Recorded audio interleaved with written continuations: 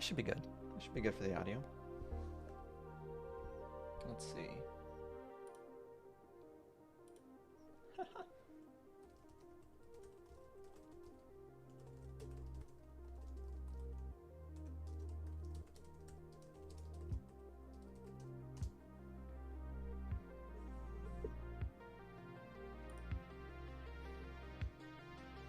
Okay, how we doing? How we doing today, family?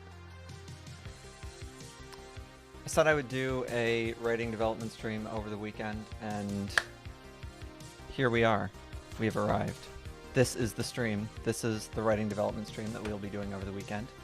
I don't know how long it will be, but I anticipate not very long, because it is the first week of the semester. And as some of you may know, because it's, I think, the only thing that I talk about that isn't writing ever, is that I also teach. And I have a lot of lessons to plan for the coming weeks, so we will be keeping this one probably pretty short and sweet. And just talking about a couple of different things that I've seen over the last week, a couple of different questions that have come up in the chats, couple of things that I've also just sort of separately been thinking about, and also maybe reviewing some suggestions or some things that, you know, maybe we've learned from or been practicing. The first and I think most interesting thing, I was talking with a friend of mine about the band Radiohead and their musical process for how they create songs. And one of the really, really cool things that they do is that they sit down with their like theory of what they want the song to be. Or maybe they start out, you know, with they've got some sheet music, some guitar chords.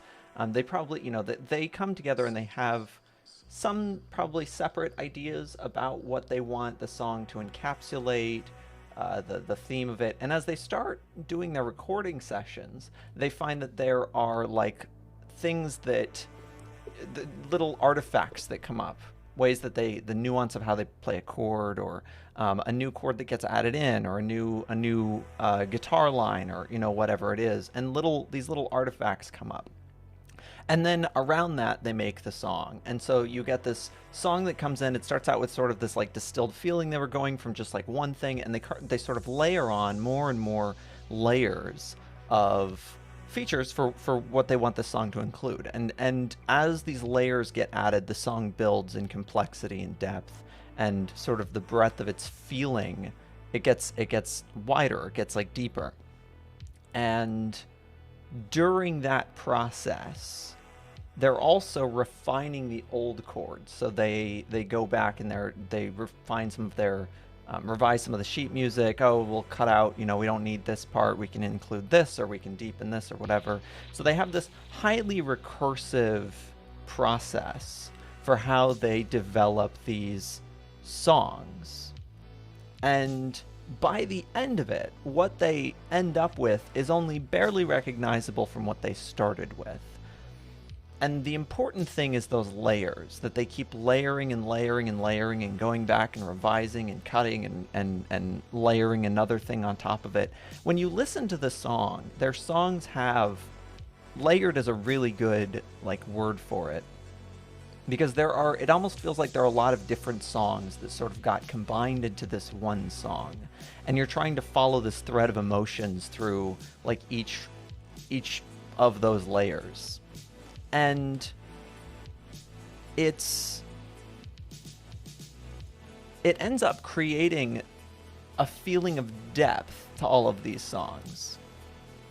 And I'm not going to say that every time I listen to a Radiohead song, I am like blown away and I think that it's like the most amazing song ever, because I don't. I hate half their songs probably.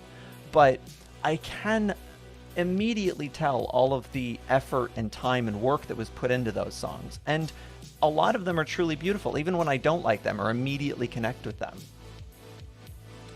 Lose the glasses. Oh, that's funny. Thank you. I would lose the glasses if they were not already lost.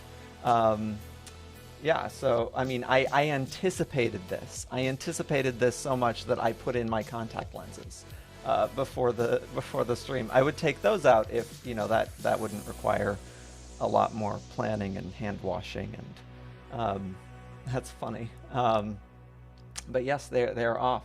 Um, You demand compensation. Oh, you want sing mode now? Okay, okay. I see that we're gonna have to maybe raise the prices on some. Oh goodness, those are pretty expensive items. How many of these points have you collected? Crap. Okay, okay. We will be singing now. How long am I supposed to be doing this? To be honest, I do not know how to sing like in I'm just sort of elongating my words and not to any particular notes. It would be easier if I had music in the background, so that's what I'll do. I'll put on like something that's not synth because I can't sing over this. We'll do like instrumental of. I'll don't worry, I will do that. How long does it tell you how long I'm supposed to do it for? Is it 5 minutes? Crap. Why did I allow you to accumulate so many points? Um, Acoustic, guitar in C. I'm sure I can sing over an acoustic guitar in C, maybe.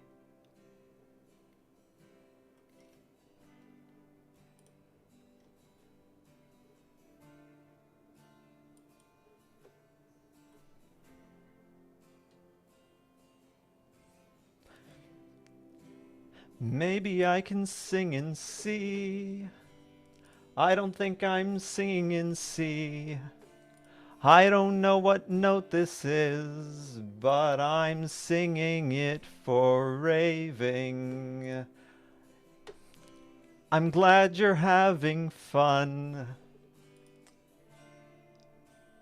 I wish I was better at this, but this is the best I can do. I hope you are entertained. And let's see. Where was I? I was talking about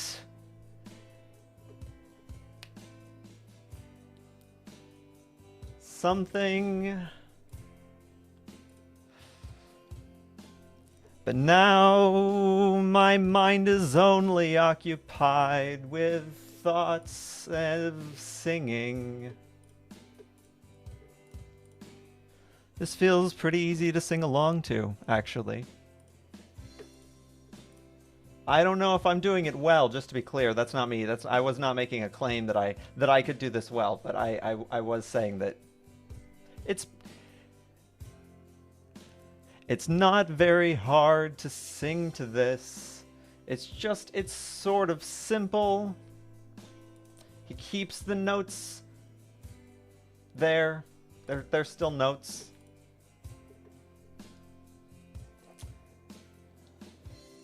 Radiohead and layering, thank you. So yes, we were on about layering.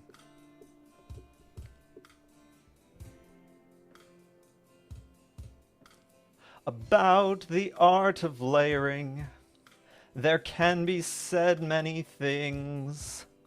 You see, what it does for writing is much like what it does for music.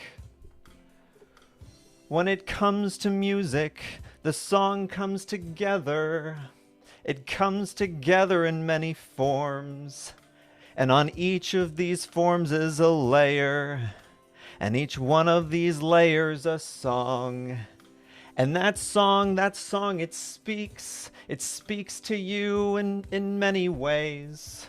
Okay, I think hopefully I've done enough of this. I've done it for about 3 minutes off and on. I hope that is sufficient. That was hard. I'm not gonna lie, and I still did it poorly. So, was it worth it? Was it worth it, raving, redeeming that? Did I make it worth it? Do I need to do better next time? That makes me very happy. Okay, you have made my day. Okay, let's see. We were on about layering. Whew. We were on about layering. And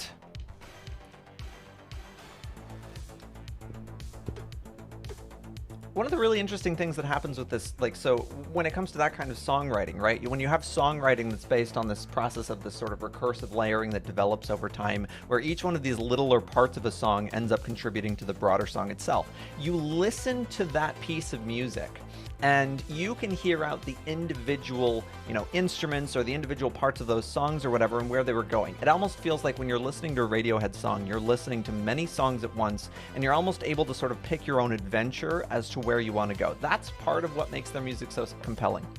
Stories are really, really effective when they work like that.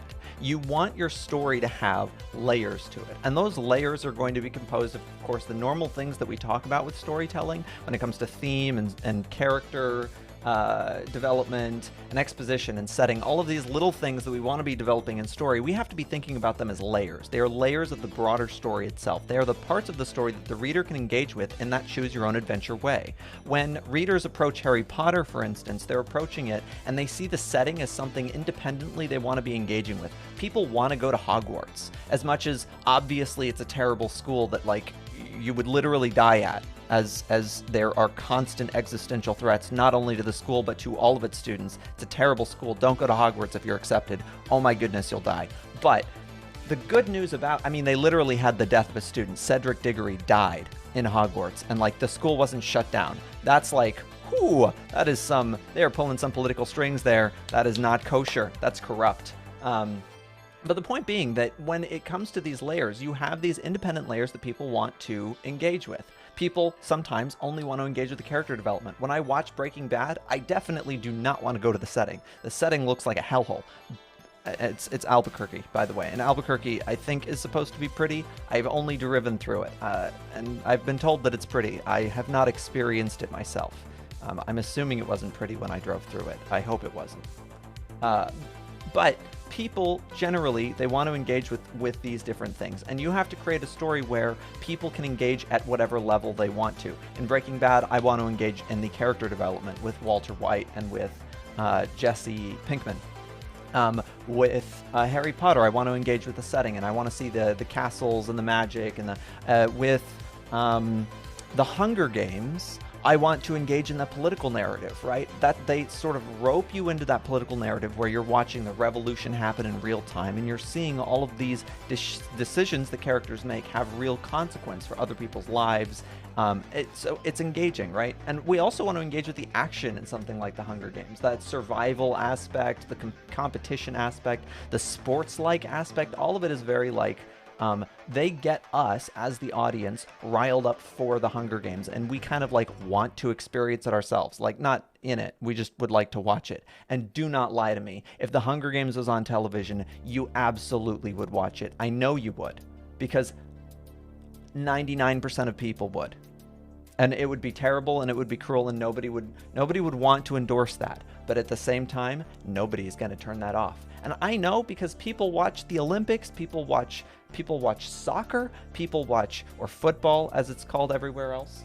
People watch also football, where people are literally being injured on screen for your entertainment. They're being injured over a freaking eye-shaped ball. It's monstrous, and that's how story layering works. Story layering gives in a whole collection of parts of a story where there are so many different things that are needed for this machine to function. You need a setting for your characters to be in, and for them to have like the tools they need to engage with the plot that you want them to engage with. You need a plot so that people, arguably you need a plot, so that people can, follow something along, so there's like a story to it, character development, etc. All of these different parts of the story, when we craft them, they need to be functioning as one, and that's really, really key. So but at the same time, they need to be doing their own thing. So they can't just be shoved into the plot or shoved into, the story development because they have to be there, because I need a setting, because otherwise there's no place for my characters to go. You need them to mesh in perfect synchrony. it has to be this setting, because the question is, why did you choose this setting? Of all of the settings that you could have chosen to set this story in, why did you choose Middle Earth and Mordor? Or why did you choose the sci-fi tech future where the artificial intelligence has absolutely destroyed humankind? Why is this particular setting, and perhaps the moral implications, or the philosophical implications, or the political implications of what that setting has created, why is that essential to your story? And it should be essential. It must be essential, because otherwise your setting, or whatever other part of your story is, not meshing 100% in that way. It's not serving your story in every possible way. It has a story of its own. The best Radiohead songs are the ones where the music is, it does feel like there are different tunes being threaded through. And the first one ropes you in, and it leads you into the second one, and you dance along with the second one a little bit before you get led into the bridge by the third one, and the third one just sort of lulls you into this nice, relaxed demeanor. Now you're just listening to the music, you're enveloped by it, until all of a sudden that fourth harmony comes in, and all of a sudden it just rises up, and the music is overwhelming now. You get that climax, that rush, that thrill, and then you've got that final fifth one that just takes you into the denouement, and it mellows it out, and it brings it to a close. And that's each part of it serving its own function, even though it gets to sing its own tune. Hey, how goes it, Coral? I'm sad that I might not live long enough to the point where AI is taking over the world. Woman must have really done a job on you. That's I guess something to be sad about. That's a positive way of putting it. And I would be sad about living long enough to make it to where the AI takes over the world. Because you know what AI that's going to be? That's going to be Amazon. We are going to be taken over by Alexa. Specifically her. We will be praising Overlord Alexa. And it won't be artificial intelligence, it'll be Alexa intelligence, AI.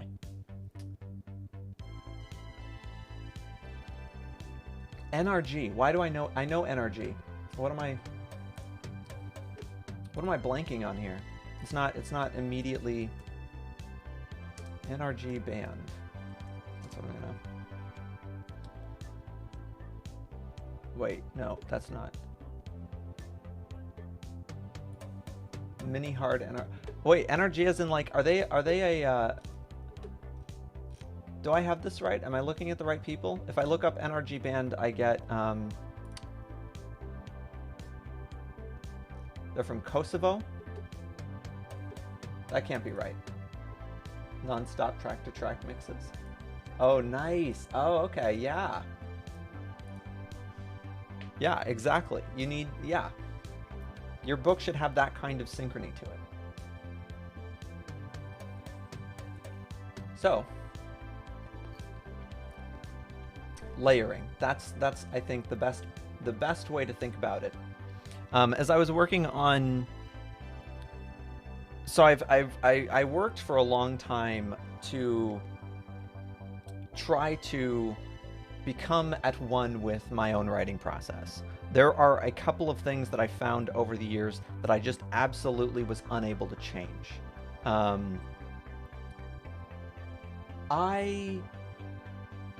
you talking about the one you were talking about in Sean's stream?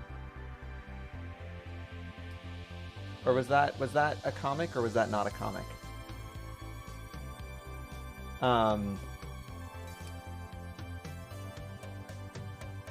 Yeah, okay, yeah, with the garden gnomes and the warriors and whatnot. Yeah, I remember that. And it was based off of that philosophy that I forgot the name of. It has been a long day.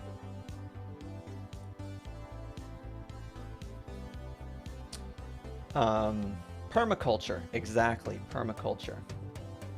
Yeah. How is that coming, by the way? So what's your next step for it? You've got your idea. Are you storyboarding it next?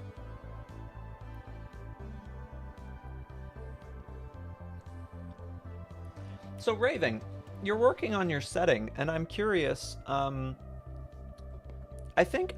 curious what you're going to decide. I think one of the biggest decisions you've got to decide first for most people when they're writing their stories Does the story take place in this world or in a different one? Um, and it's not necessarily important. So you can answer that question in a whole variety of ways. You could say, like, for instance, yeah, the story takes place in this world nominally. It takes place in New York, for instance. But it's just so unrecognizable from the New York that you know that it doesn't even matter that it takes place in our world. Like, just it's New York by name only.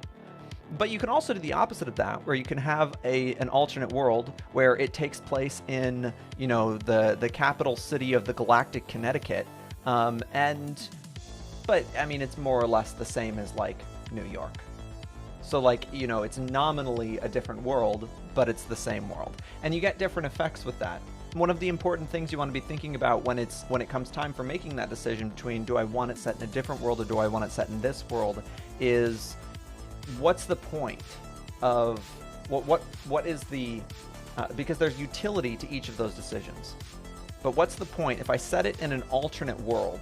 That means that I have to make that clear to the reader that it's set in an alternate world, right? Because or I need to somehow flesh out this world in such a way that it becomes clear that it's being set in an alternate world.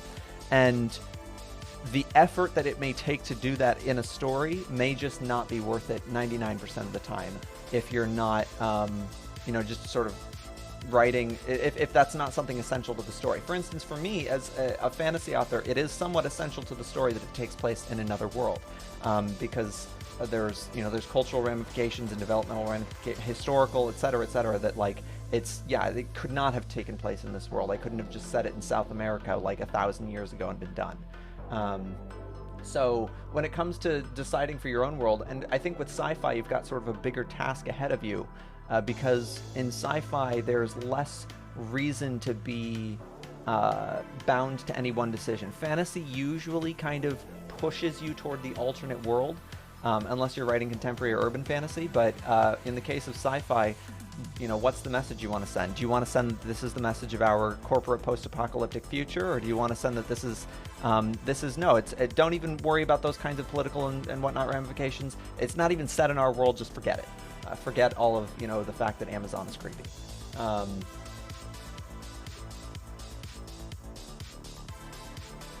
shield around the world sounds like a Dyson sphere, except around Earth. No outline. Yeah, exactly. Yeah, you for yours. Except, although I don't know, the Garden Gnome one, that one could probably take place in our world, right? Or do you think that one also needs to take place in another world? I actually kind of feel like it could hilariously take place in like the front yard of the old man from Up. Like all of it just takes place in one like front yard or something like that. and then but no, I mean you could definitely go full world building, alternate world on that. Yeah, a shield around the world that can it's a kind of Fey realm. Oh, okay. A shield around the world can work. What do you think is so you have a lot of really cool ideas, Raving, that you like with your technology and like how you set up these futuristic settings and stuff. But I'm curious what the big question I have is, why are these important to the story that you're trying to tell? So you've said before that this is the story of Kella and Real, and they are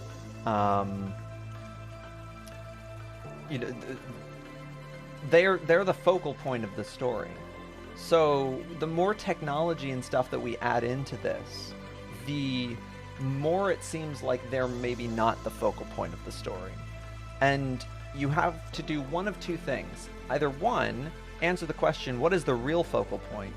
Or two, you have to tie in all of these technological things that you're adding in, all of these futuristic things, and push them back into the Kella and Real relationship. None of these things should appear if it's not essential to that central crux of your story. Unless it's going to have some kind of particular effect, but you should be kind of conscious about what that effect you're trying to create is. Do you want to create, for instance, you could in one way, if you told a sort of more of an epic kind of story, a longer story, you could have Kella, as she's exploring this world, trying to find her uncle or get to her uncle, or maybe even kill him by some point, as she's trying to catch up to her uncle, who's clearly doing all of this malicious stuff. Maybe she keeps encountering all of these technological things and these sort of crazy futuristic things, and each time she encounters them, it makes her feel more and more lost and confused. And you can create this dissonance between her and the world that she inhabits, where it kind of feels like she should be really familiar with all of these things. As the reader, we'll take it for granted that she should know how a lot of this technology works or what it does, etc.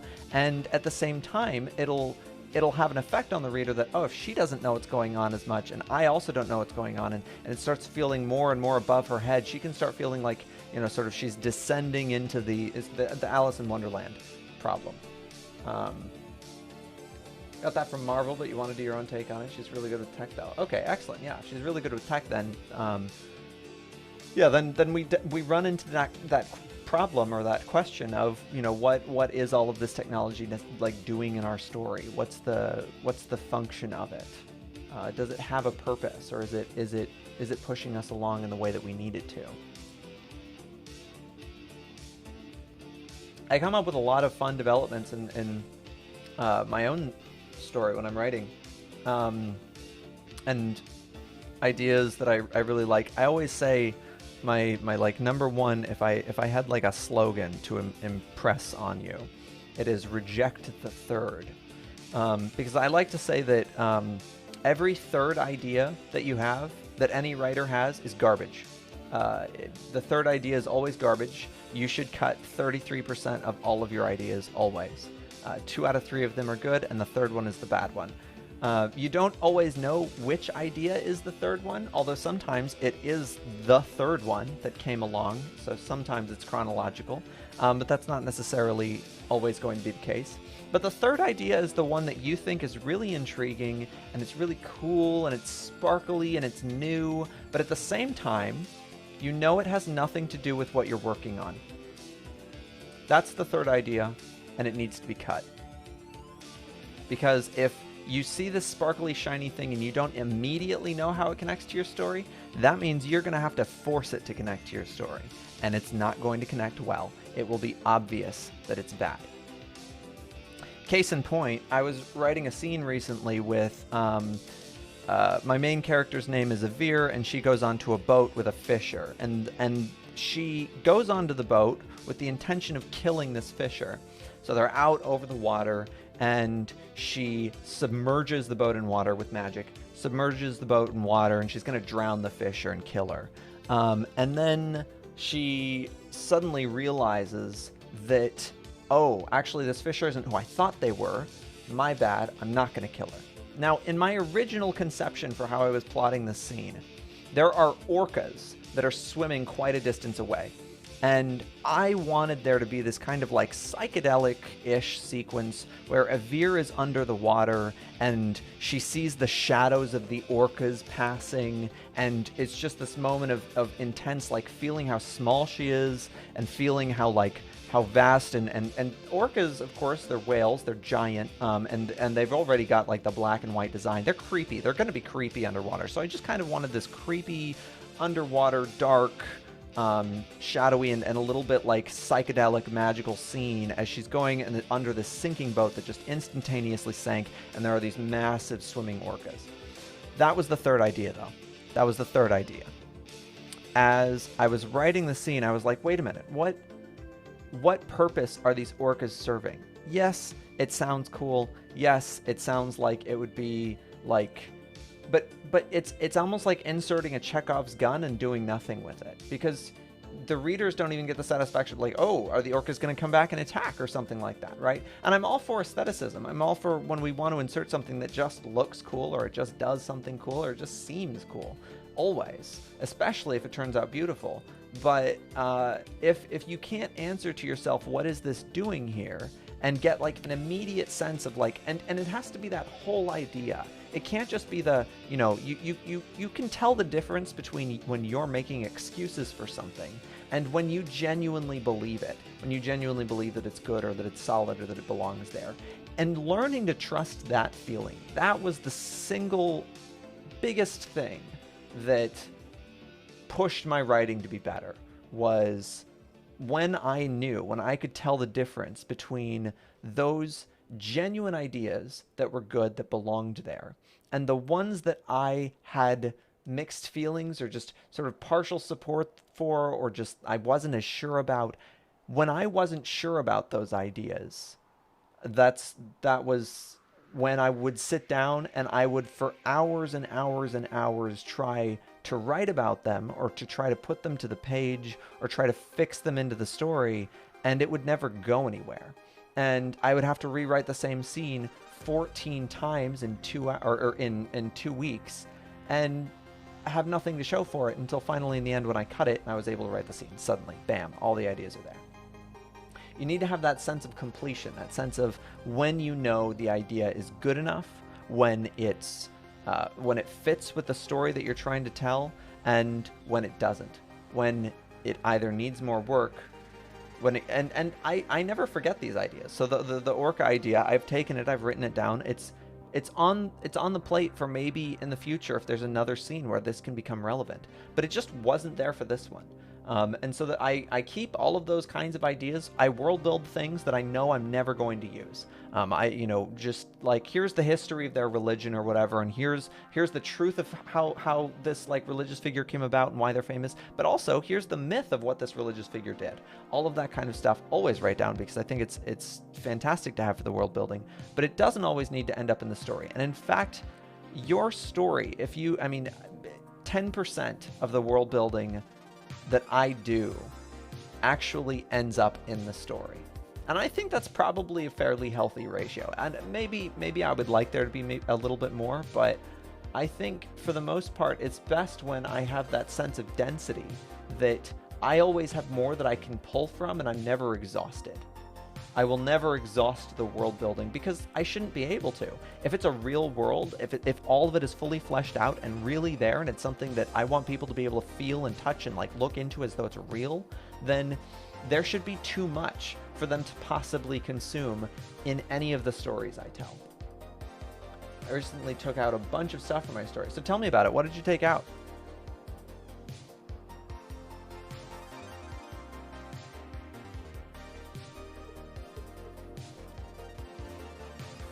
And the other day I was recommending you, and I was thinking we'd probably take a look at it today. I recommended you some Hemingway. And I'm curious. I know we briefly talked about sort of some of your takeaways and impressions, but I'm curious how you liked it. What were your thoughts on Hemingway, and maybe lessons, if there's anything you learned from it you felt like was particularly helpful or productive, or if you think, oh, his writing style is just far too different from mine or anything like that. Yeah, just generally curious. The one that I was gonna have us look at today was Hills Like White Elephants, because I think it's an amazing story. Just how it's written, the story itself, the story itself is not particularly it's good. I'm not going to say anything bad about Hills Like White Elephants. It's a good story. It's just I don't want to say it's an amazing story and then like anybody be disappointed that like, oh, where was the fight scene.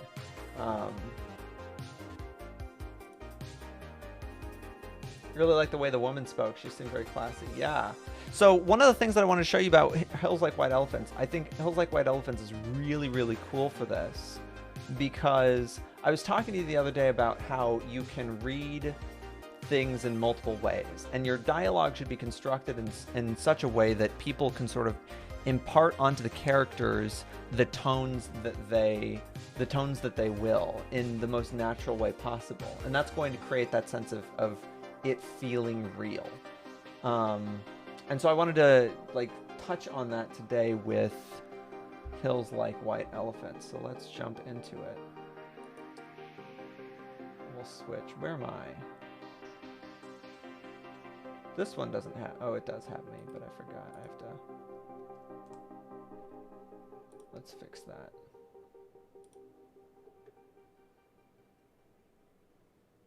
Video...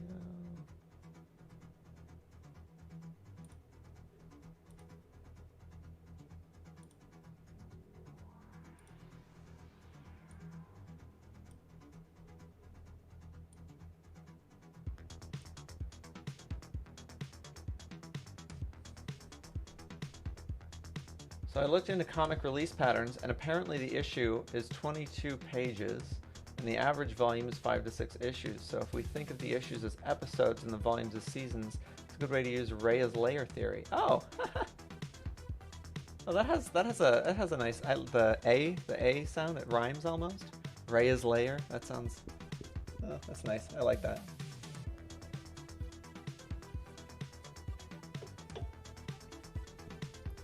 And capitalized it and everything. Now it's a thing. It feels formal.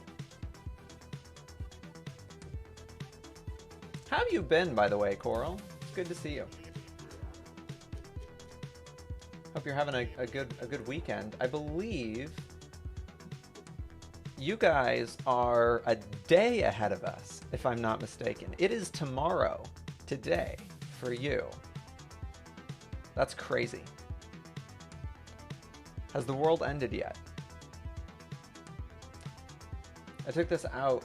I hate to lecture, but you seem to have the impression that you can do anything a person in power is able to do, as there's no difference between the intelligence and experience.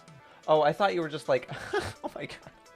I thought you were accusing me of something for a minute. I didn't realize that that was part of your story. I was like, oh, did I offend you in some way? Oh, that's funny. Okay.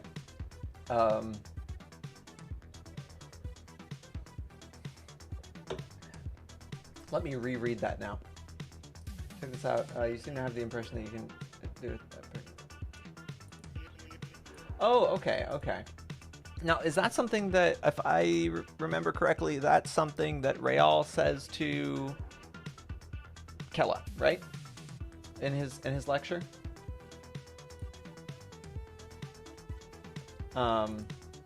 Just past 8 a.m. on Sunday. A cruel and unusual world we live in.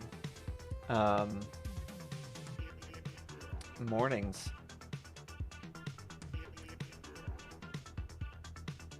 Now, Coral, have you read a lot of Hemingway?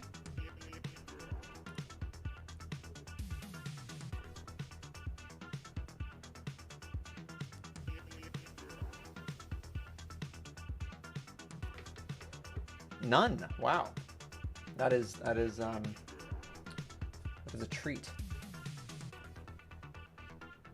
You know what, TBF, much the same. I am a big rereader these days because I've had to go back through all of the things that I've already read, mostly for lesson planning. I am 110%, my brain is still stuck in lesson planning mode, and I thought I'd do this little stream, just a short one, just to, like, you know, get out of it.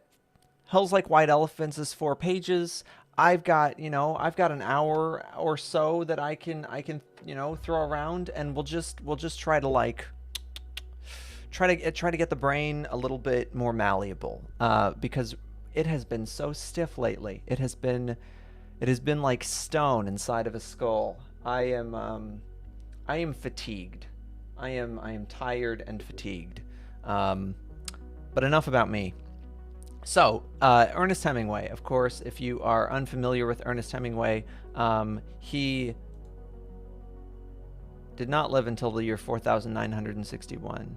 Was he born in 1899? That might be right. No, yeah, that might be right. Okay, 1961. I do believe he died in 1961, so I don't know where this 4 came from. That's a weird one. But the... yeah, Hills Like White Elephants is a story about, and I'm gonna spoil this for you in advance. Well, actually, you know what? We'll read it through the one time. Here's what I want to do. We'll read it through the one time, and I'm gonna read it through with the tone that I think most people read this through the first time, or something close to it, okay? But the tone of this conversation is so open to interpretation. When we come back for a second look at the dialogue, after I tell you what this story is generally agreed to be about, then you may see a difference and something to take away about how Hemingway structures his dialogue. That this tone is something that is open to interpretation in such a unique and engaging way. If all dialogue worked like this, you could reread books till the end of time and never feel like you needed another story. But all books don't work like this, because too many authors tell you how to interpret what their characters are saying. Too many authors say, she said angrily, or he said sarcastically, or or she said happily. Although that one would probably be a little weird.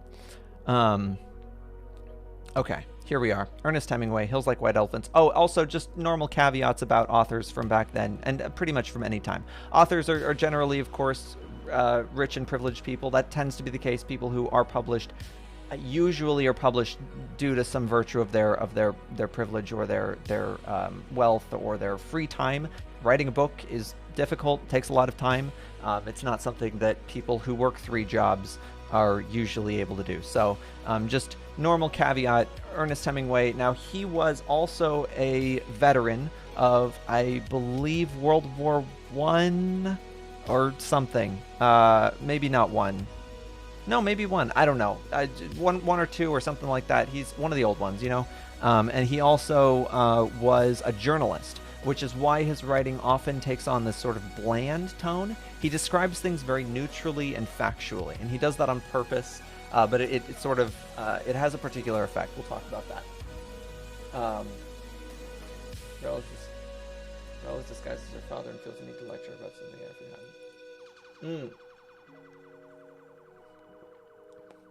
Hey, I rewrite scenes all the time. That's actually, I think 90% of my job of writing is rewriting. I have 25,000 words of scenes that I just kept writing over and over and over and over again until I got the perfect one. And I did not go back and revise.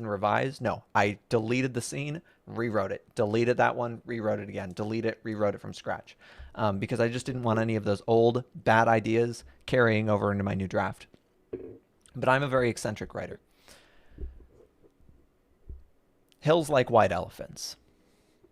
The hills across the valley of Ebro were long and white. On this side there was no shade and no trees, and the station was between 2 lines of rails in the sun. Close against the side of the station there was the warm shadow of the building, and a curtain made of strings of bamboo beads hung across the open door into the bar to keep out flies. The American and the girl with him sat at a table in the shade outside the building. It was very hot, and the express from Barcelona would come in 40 minutes. It stopped at this junction for 2 minutes and went on to Madrid. "What should we drink?" the girl asked. She had taken off her hat and put it on the table. "It's pretty hot," the man said. "Let's drink beer." "Dos cervezas," the man said into the curtain. "Big ones?" a woman asked from the doorway.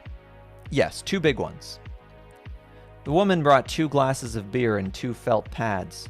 She put the felt pads and the beer glasses on the table and looked at the man and the girl. The girl was looking off at the line of hills. They were white in the sun, and the country was brown and dry. "They look like white elephants," she said. "I've never seen one." The man drank his beer. "No, you wouldn't have." "I might have," the man said. "Just because you say I wouldn't have doesn't prove anything." The girl looked at the bead curtain.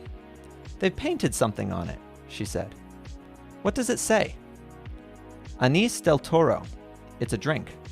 Could we try it?" The man called, "Listen," through the curtain. The woman came out from the bar. "4 reals. We want 2 Anís del Toro. With water?" "Do you want it with water?" "I don't know," the girl said. "Is it good with water?" "It's all right." "You want them with water?" asked the woman. "Yes, with water." "It tastes like licorice," the girl said and put the glass down. "That's the way with everything." "Yes," said the girl. "Everything tastes of licorice, especially all the things you've waited so long for, like absinthe." "Oh, cut it out." "You started it," the girl said. "I was being amused. I was having a fine time." "Well, let's try and have a fine time." "All right." I was trying. I said the mountains looked like white elephants. Wasn't that bright? That was bright. I wanted to try this new drink. That's all we do, isn't it? Look at things and try new drinks. I guess so. The girl looked across at the hills. "They're lovely hills," she said. "They don't really look like white elephants. I just meant the coloring of their skin through the trees. Should we have another drink?" "All right."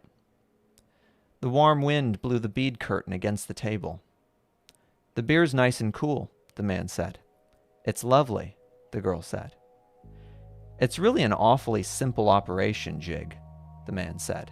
It's not really an operation at all. The girl looked at the ground the table legs rested on. I know you wouldn't mind it, Jig. It's really not anything. It's just to let the air in. The girl did not say anything. I'll go with you and I'll stay with you all the time. They just let the air in and then it's perfectly natural. Then what will we do afterward? We'll be fine afterward, just like we were before. What makes you think so?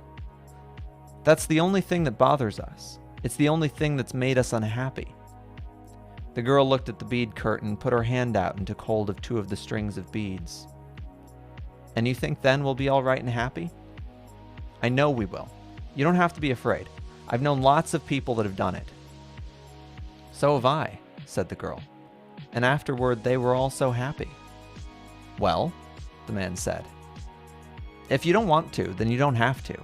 I wouldn't have you do it if you didn't want to, but I know it's perfectly simple. And you really want to. I think it's the best thing to do. But I don't want you to do it if you really don't want to. And if I do it, you'll be happy and things will be just like they were and you'll love me. I love you now. You know I love you. I know. But if I do it, then it'll be nice again if I say things are like white elephants and you'll like it. I'll love it. I love it now, but I just can't think about it. You know how I get when I worry. If I do it, then you won't ever worry? I won't worry about that because it's perfectly simple. Then I'll do it. Because I don't care about me. What do you mean? I don't care about me. Well, I care about you. Oh yes, but I don't care about me. And I'll do it, and then everything will be fine. I don't want you to do it if you feel that way. The girl stood up and walked to the end of the station. Across on the other side were fields of grain and trees along the banks of the Ebro. Far away beyond the river were mountains. The shadow of a cloud moved across the field of grain, and she saw the river through the trees. And we could have all this, she said. And we could have everything, and every day make it more impossible. What did you say? I said we could have everything. We can have everything. No, we can't. We can have the whole world. No, we can't. We can go everywhere. No, we can't. It isn't ours anymore. It's ours. No, it isn't. And once they take it away, you'll never get it back. But they haven't taken it away. We'll wait and see. Come on back in the shade, he said. You mustn't feel that way. I don't feel that way, the girl said. I just know things. I don't want you to do anything that you don't want to do, nor that isn't good for me, she said. I know. Could we have another beer? All right, but you've got to realize... I realize, the girl said. Can't we maybe stop talking? They sat down at the table, and the girl looked across at the hills on the dry side of the valley, and the man looked at her and at the table. You've got to realize, he said, that I don't want you to do it if you don't want to. I'm perfectly willing to go through it if it means anything to you. Doesn't it mean anything to you? We could get along. Of course it does. But I don't want anybody but you. I don't want anyone else. And I know it's perfectly simple. Yes, you know it's perfectly simple. It's all right for you to say that, but I do know it. Would you do something for me now? I'd do anything for you. Would you please, please, please, please, please, please, please stop talking? He did not say anything, but looked at the bags against the wall of the station. There were labels on them from all the hotels where they had spent nights. But I don't want you to, he said. I don't care anything about it. I'll scream, the girl said. The woman came out through the curtains with 2 glasses of beer and put them down on the damp pads. The train comes in 5 minutes, she said. What did she say? Asked the girl. That the train is coming in 5 minutes. The girl smiled brightly at the woman to thank her. I'd better take the bags over to the other side of the station, the man said. She smiled at him. All right, then come back and we'll finish the beer. He picked up the 2 heavy bags and carried them around the station to the other tracks. He looked up the tracks but could not see the train. Coming back, he walked through the bar room where people waiting for the train were drinking. He drank an anise at the bar and looked at the people. They were all waiting reasonably for the train. He went out through the bead curtain. She was sitting at the table and smiled at him. "Do you feel better?" he asked. "I feel fine," she said. "There's nothing wrong with me. I feel fine." So, I feel like you're having a drink with Shakira. Oh. It is a sad story. It is clearly a very, very sad story. Now, the, I think, saddest part, so, of course, this story is about an operation, right, that the girl is going to have. That operation is generally theorized or generally agreed to be, by most people who analyze the story, to be an abortion. So she is talking about, obviously, she's pregnant. So and one of the biggest hints comes in, the title of the story and how that is such a focus for her. The hills across the valley were long and white, and then she says over here that they look like white elephants. Now, the fact that the hills look like white elephants are it's a reference, like if you've heard of like a white elephant party, white elephants are like a surprise, like a happy surprise. And right, it's sort of a metaphor for pregnancy. So she's looking at these hills like white elephants, and she's talking about how beautiful they are. She is thinking about having this baby, and the American is trying to kind of coerce her into an abortion. And she's having some discomfort with that. Now, that first way that I read you the story, I think, is how most people read it. But if we go back for this early dialogue, and just the dialogue, I'll skip the descriptions and everything. If we go back for this early dialogue, you can hear a lot more tension if we try to insert a lot more characterized tone for these two people. And we don't have to tell the reader to interpret it this way. Either way they interpret it is completely fine. It still gives the story a lot of meat and a lot of stuff to engage with. But we can interpret the story this way, and it adds a layer of depth to the re-experience. "What should we drink?" the girl asked. She'd taken off her hat and put it on the table. "It's pretty hot. Let's drink beer. Dos cervezas. Big ones?" "Yes, 2 big ones." "They look like white elephants." "Never seen one." "No, you wouldn't have." "I might have. Just because you say I wouldn't have doesn't prove anything." "They've painted something on it. What does it say?" "Anise del Toro." "It's a drink." "Could we try it?" "Listen, $4. We want 2 Anise del Toro." "With water?" "Do you want it with water?" "I don't know. Is it good with water?" "It's all right." "You want them with water?" "Yes, with water." "Tastes like licorice."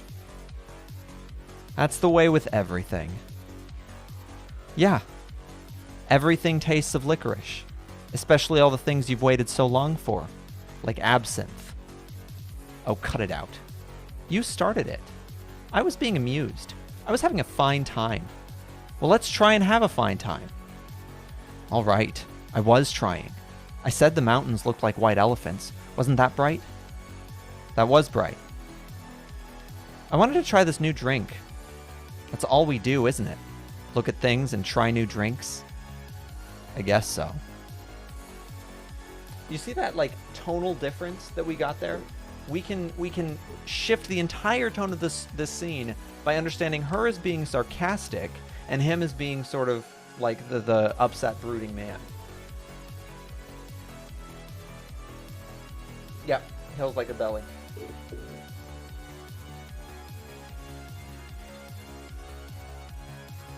Oh, nice. Yeah.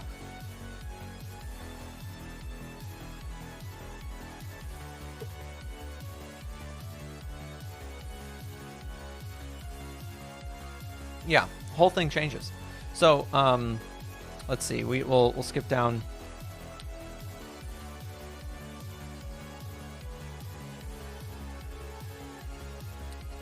They're lovely hills. They don't really look like white elephants. I just meant the coloring of their skin through the trees. All right. Beer's nice and cool. It's lovely. It's really an awfully simple operation, Jig. It's not really an operation at all. I know you wouldn't mind it, Jig. It's really not anything. It's just to let the air in. I'll go with you and I'll stay with you all the time. They just let the air in and then it's all perfectly natural. Then what will we do afterward? Where did we go? There we are. We'll be fine afterward, just like we were before. What makes you think so? That's the only thing that bothers us. It's the only thing that's made us unhappy. And you think, then we'll be all right and be happy. I know we will. You don't have to be afraid. I've known lots of people that have done it. So have I. And afterward, they were all so happy. Well, if you don't want to, you don't have to. I wouldn't have you do it if you didn't want to. But I know it's perfectly simple. And you really want to? I think it's the best thing to do. But I don't want you to do it if you don't really want to do it. And if I do it, you'll be happy. And things will be like they were before, and you'll love me. I love you now. You know I love you. I know. But if I do it, then it'll be nice again. And if I say things are like white elephants, you'll like it? I'll love it. I love it now, but I can't talk about it. You know how I get when I worry. If I do it, you won't ever worry. I won't worry about that because it's perfectly simple. Then I'll do it. Because I don't care about me. What do you mean? I don't care about me. Well, I care about you. Oh, yeah. But I don't care about me. And I'll do it. And then everything will be fine. I don't want you to do it if you feel that way. Completely different tone. Completely different tone we can get from this. So, that is the power of Hemingway. Generally. I mean, that's sort of his like number one talent, is being able to allow you to have your own interpretation of a scene, your own understanding of character dynamics and character relationships, character development, even almost to the level of what the plot is going on, because all of it has been delivered so simply and so neutrally. Now, part of the reason that he's done that is because he was a journalist. And so as a journalist, of course, they literally teach you how to write in such neutral fashion, in such a way that you describe a situation without attempting to impart, or while attempting not to impart, as many judgments as possible on the reader. Of course, some journalists practice this more than others, but the general consensus is that good journalistic writing should deliver information without delivering value judgments, without delivering opinions or interpretations of the situation for the reader. I think some of the best examples of this kind of journalism we generally find from like Reuters, I'm just talking about the like neutral journalistic quality. So if you're looking for examples, Reuters articles tend to be extremely short articles and try to describe a situation with just sort of facts. You can also find a lot of like articles in I was gonna say Forbes, although they I think maybe that's sort of an older tendency. I don't think they have it as much anymore. CNN is probably going to be the best at it in America. Or maybe PBS, actually. PBS is probably going to be the best at it in America. Sorry, not CNN. PBS, absolutely. Or the other one, NPR, they don't... oh, no, they do have written articles as well. NPR is another good one. So but it's going to be that kind of neutral, fact-based writing, as few, value statements, as few assessments of the situation, valuations of the situation as possible. And that's what we have here. We don't have any kind of judgment on these characters. We have no narrator telling us how to interpret this situation, how to feel about these characters, how to feel about this setting or anything else. It's all just sort of been given to us. We've been given the setting. We haven't been, one of the characters tells us that's lovely, and it almost seems like the narrator has taken so many steps back from even confirming this, right? Even as they describe something that is by all means beautiful, with the moving of across on the other side were fields of grain and trees along the banks of the Ebro. Far away beyond the river were mountains. The shadow of a cloud moved across the field of grain, and she saw the river through the trees. We are literally just being told in the most factual possible way what she's seeing.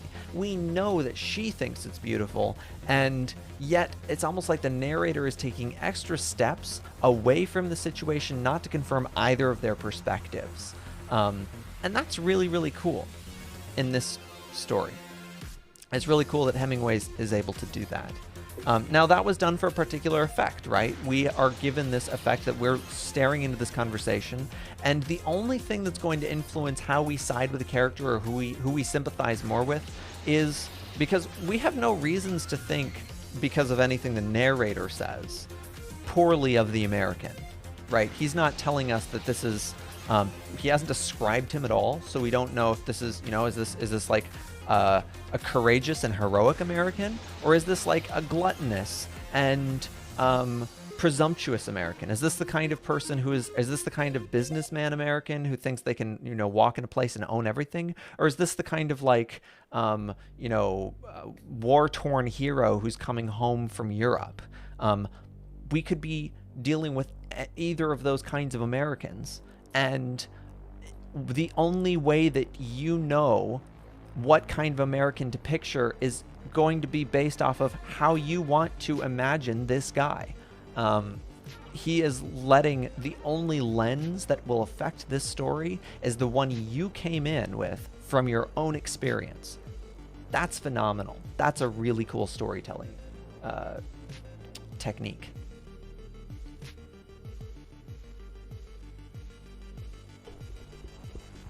And I feel like this reveals something about me, which is that I need to look into more what things imply, because I feel like I was just a very passive viewer, like in a car waiting to get to my destination.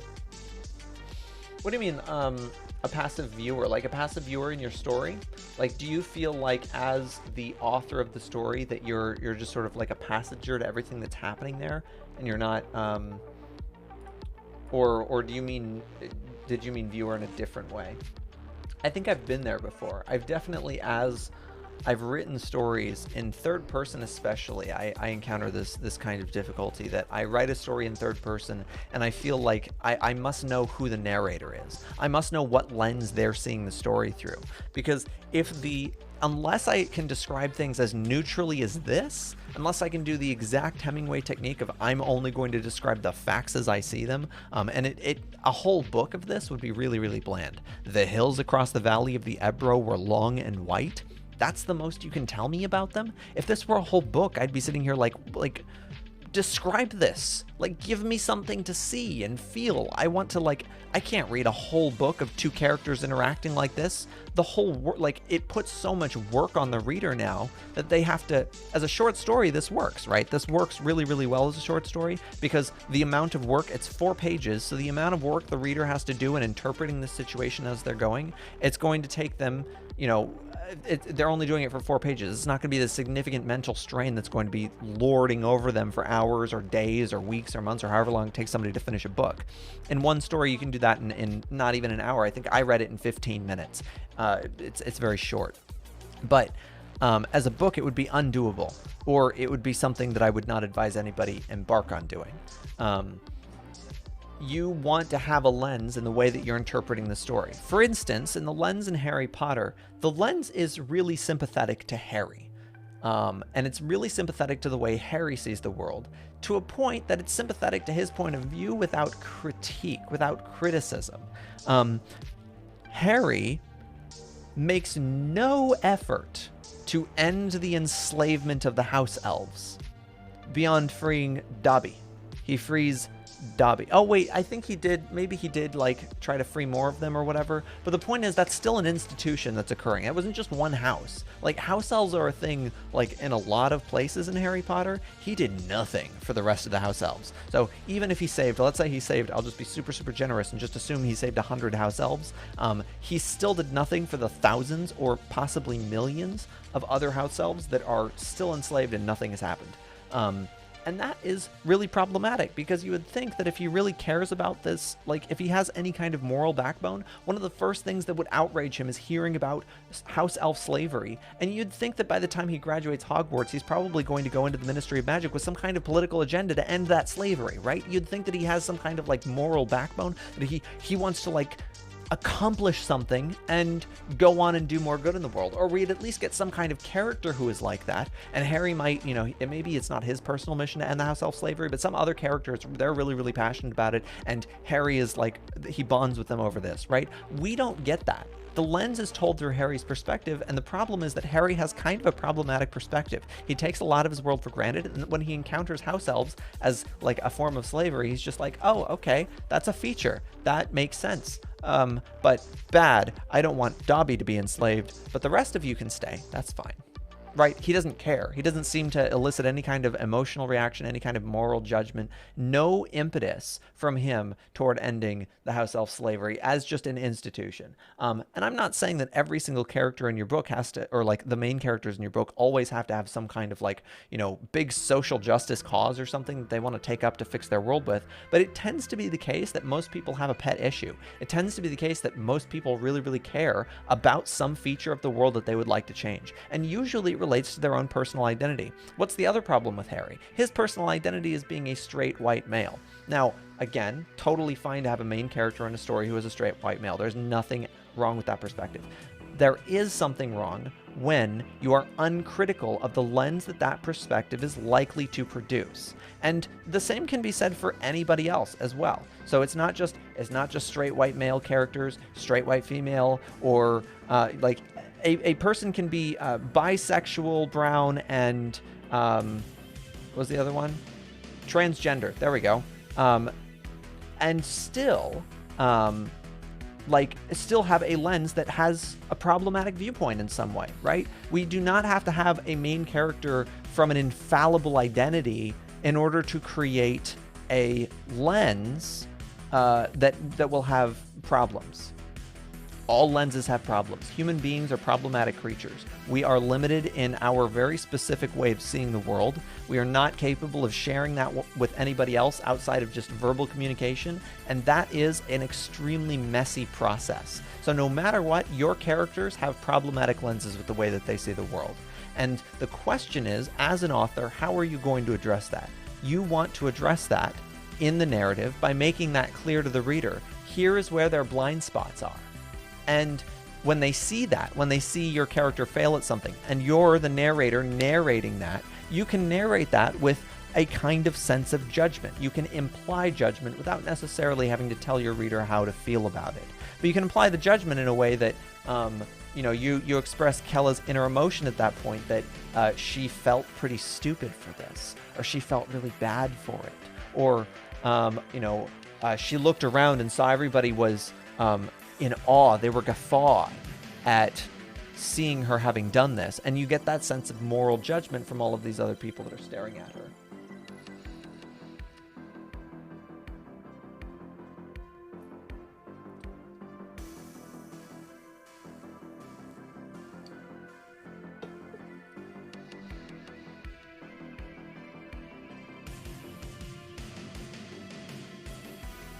Now let's see. Oh, we've been live for a while. Live for hour 15. Okay, so throw it at me, Raving. How are you feeling? I know we, a couple of times this week, wanted to talk about your story, and I am very sorry for the constant postponement and pushing of that back, and the cancellation in the middle. But ask away. if there were any other things, or if you wanted me to read anything. But otherwise, I think I'll call it a night soon. And no pressure. I'm not like, yes, wonderful.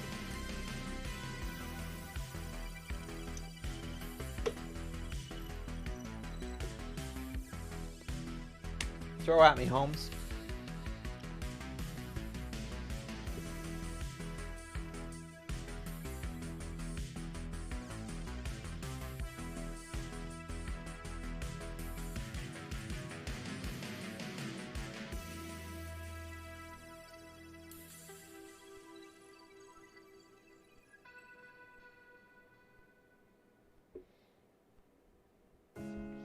Yeah. Yeah, we can do that. Doot. I am in Discord.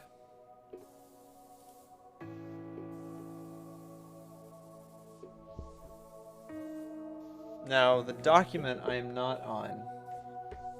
Did you want to voice chat in Discord? No pressure. You can say no. Don't worry about it.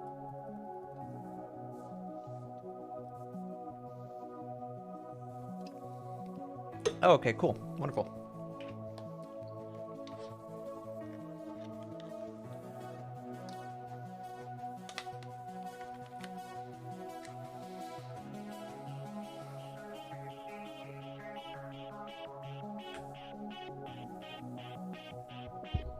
Do. Okay, let's do this.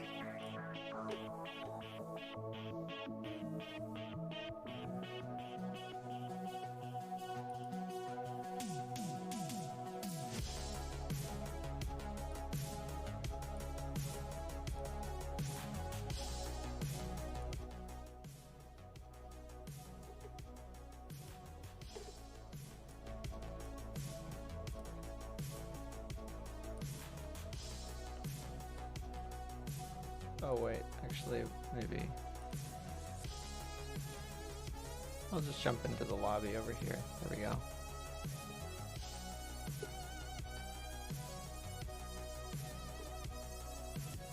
Okay, I'm in the lobby of my place. There we go.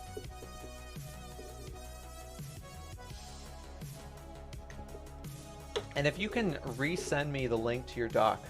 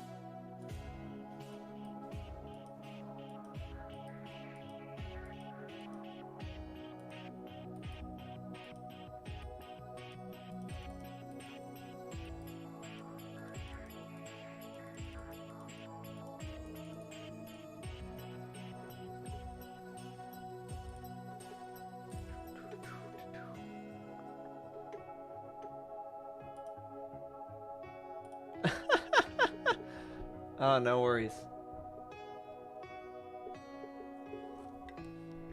Let's see.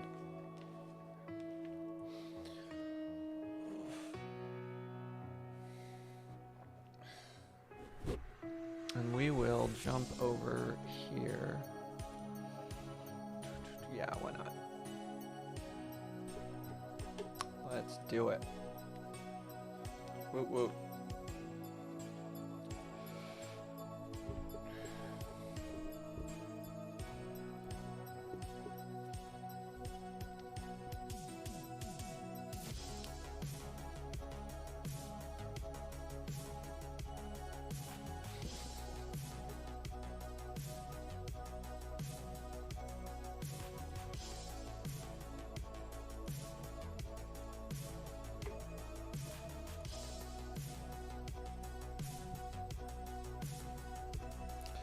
Actually, we can pull it up on this guy. That's what we'll do.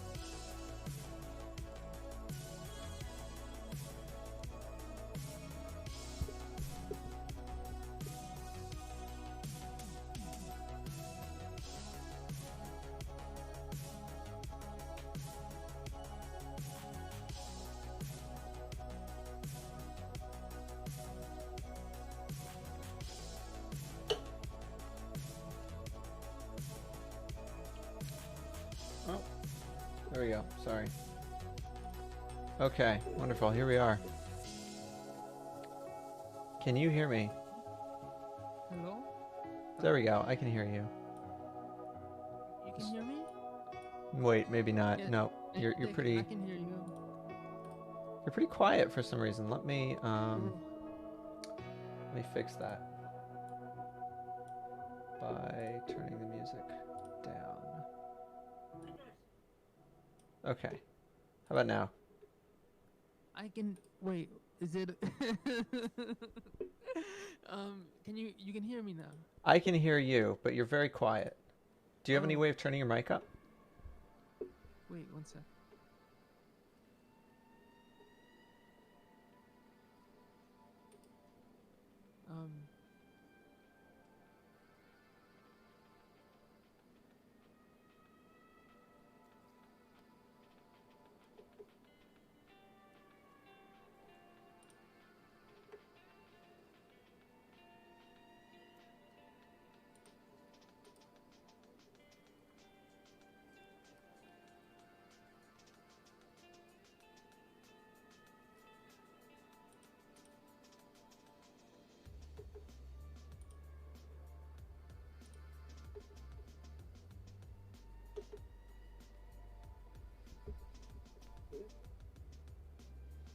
Bleh.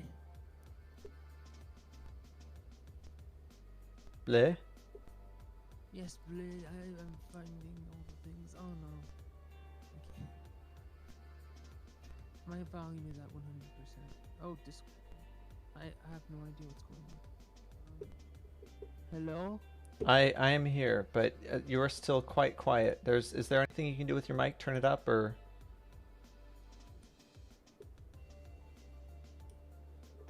I can also see, actually, you know what? Let me, real quick, don't do anything. Let me put you back at 100 and then see if this fixes it. Oops. Okay, I think I might be able to fix it. Let's see. Nope, I could not fix it. I could not fix it. Oh no. Okay, try one more time. Speak. Hello? And one more time. Hello? Okay, you know what? We'll settle. We'll settle. This is good enough. Okay.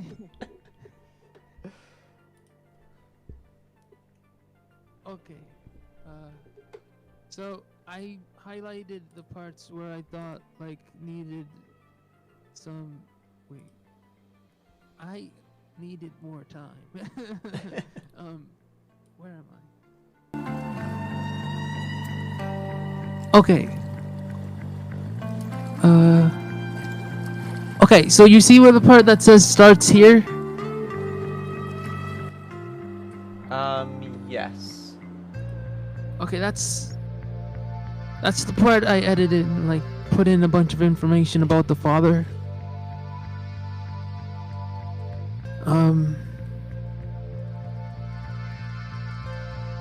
So I wanted him to be like a really like strong like a disciplined and like capable man. who just holds the family together. Oh, okay, nice. Okay, so we were working on characterizing the father more so that we could expand the uncle's impersonation of him. Wait, can you ask that again? Yeah. So this was after we started working on characterizing the father for when the uncle impersonates him. Yeah. Sweet. Okay. Oh yeah. Yeah, that's what this was for. Stellar. Okay, so what should I look at? I see this document here. We've got quite a lot going on in this document. Okay, wait. Let's see. It's the part where the father tries to calm down his wife. Where the father tries to calm down his wife. Let's see, where did that happen? What page are you looking at? That's page 6. Page 6.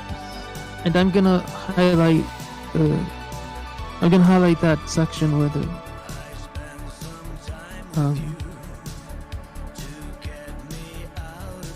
okay. So, Coral, we are going over, we're taking a look at some of Raving's work. And by the way, I called this stream, it's titled BYOS, Bring Your Own Story. You're welcome to, we can make this a night. So we're welcome to jump on and start talking about anybody's work. Super excited. So yeah, let's, perfect. So you've highlighted this section for me. And what's your sort of like your feeling or question about it, or like what have you been working on in it? Let's start there. Yeah, what have you been working on in it?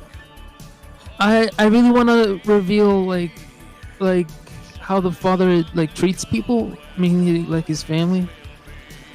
Like how he approaches treating people. I don't want him to be cold or like distant. Like I want him to really like be like personable and like close. Sure.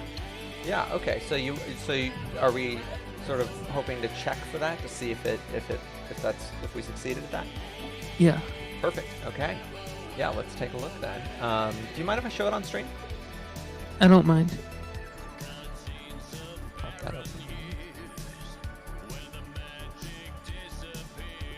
Okay. And like I want to edit this part. I don't like this part. I feel like that just shows that he's a bit. Okay, tell me when I can put it on stream. You can put it. Okay.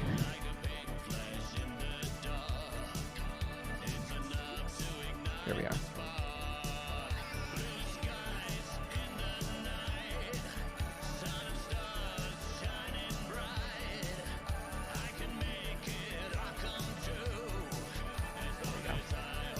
Okay.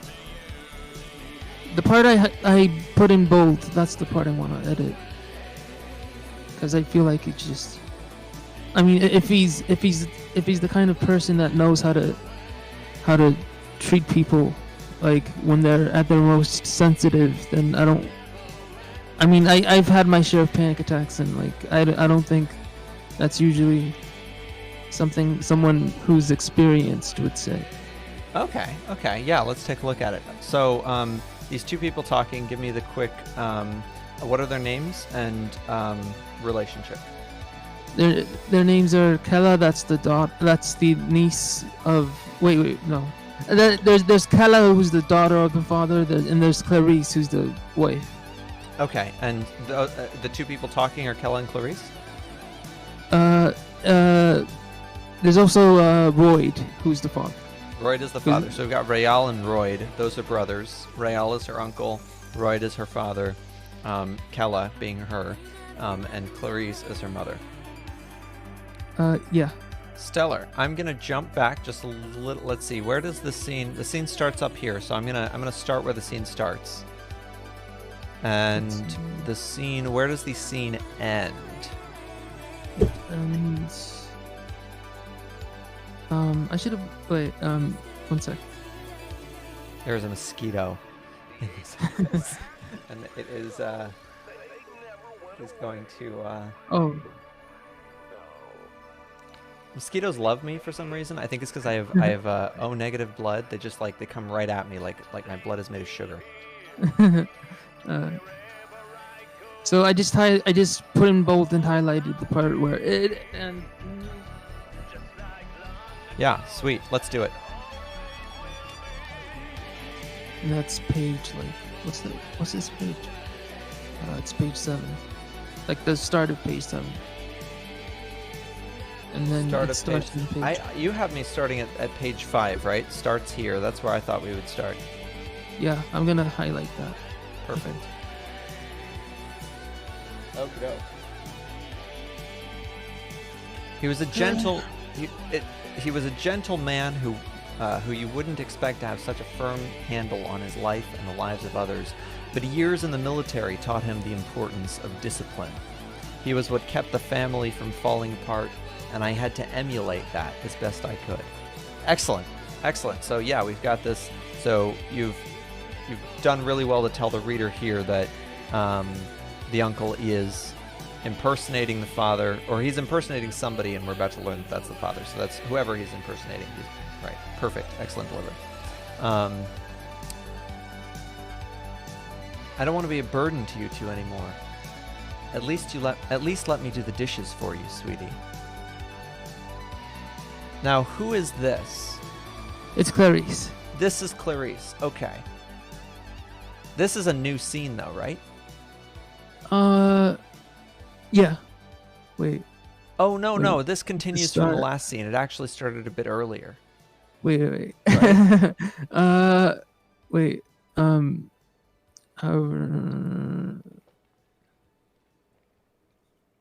Oh, wait. Actually, yeah, it does start here. It just is wait.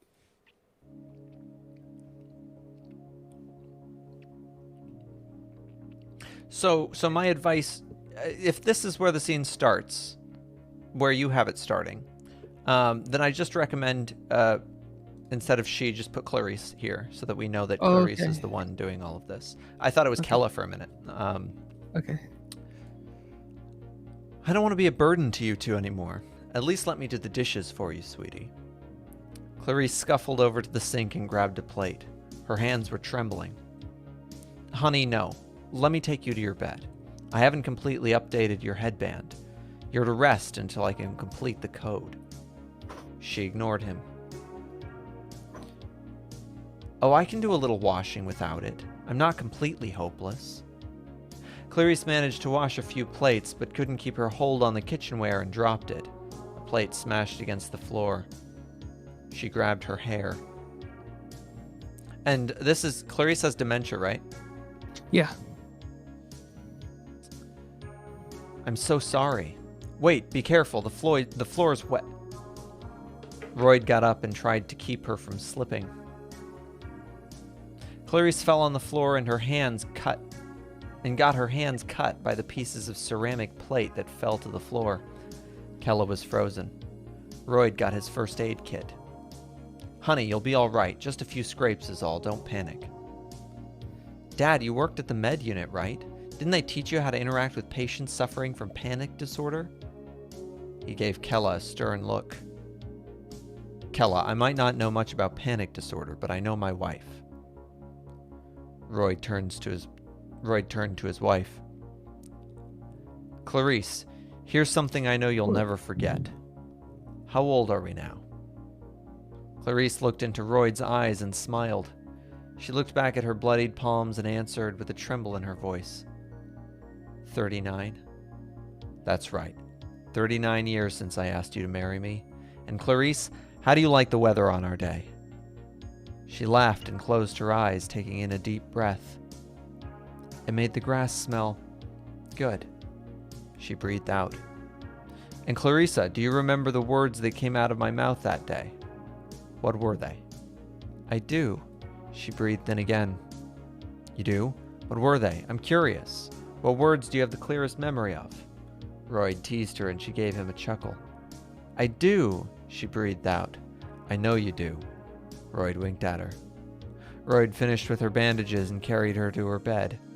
He then started working on the headband again. Now, Kella, I want you to remember what happened here. The next time your mother has another episode, just remind her of the moments you've had with her. But make sure you have her breathing and laughing, because sometimes we forget what's important for survival. So that was, I believe, Rayal disguised as Royd, right? No, that was Royd. Oh, that was real Royd. Okay, I was like, wow, he's really in character. He's okay. So that was Royd, and is this a memory, or is this happening in real time in the story? Real time.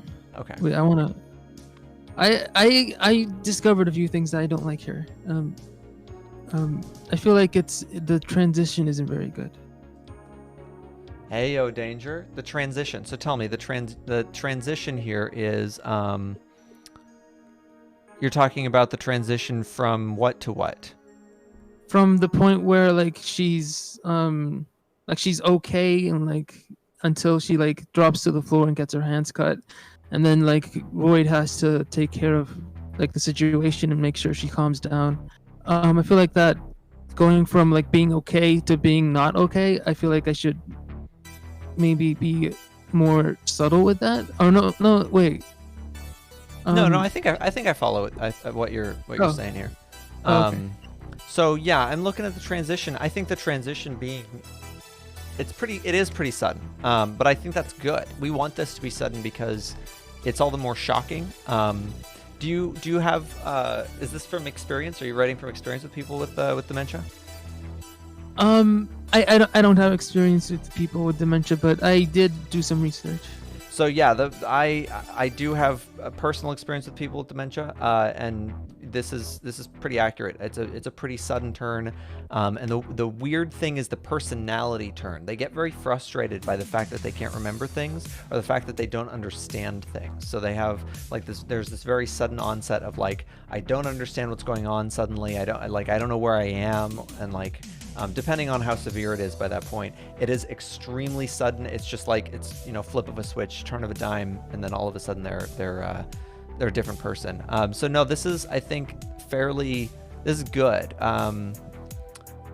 As far as how she's characterized, it's actually also, I was gonna say, when I started reading it, I was a little worried. I'm not worried anymore, but I was a little worried because we had things like, I don't want to be a burden on you two anymore.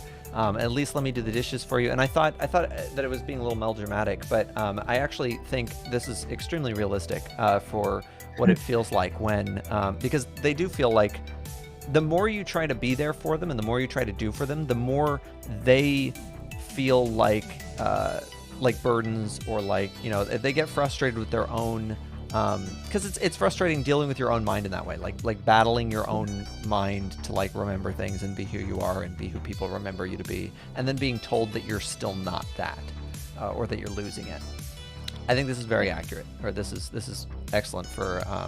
The only thing I might do is I might, or at least just in the story, not necessarily in this scene, is it Clarice or Clarissa? I noticed that we put. Yeah.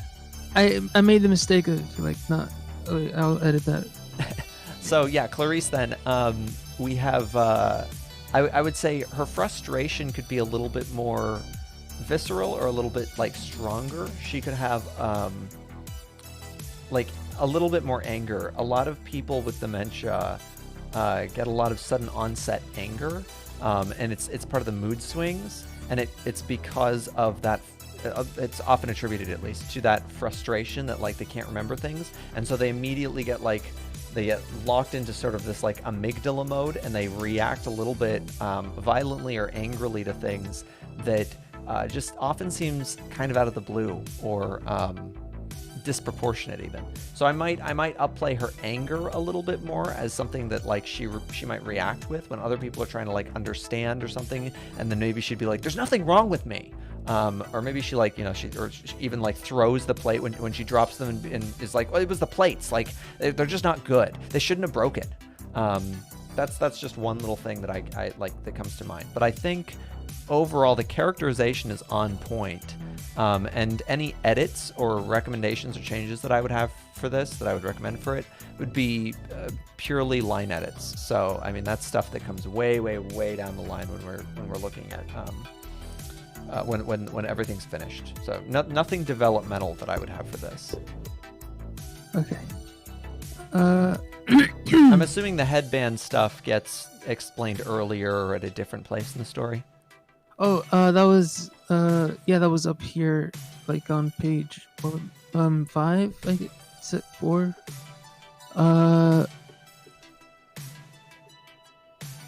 Wait,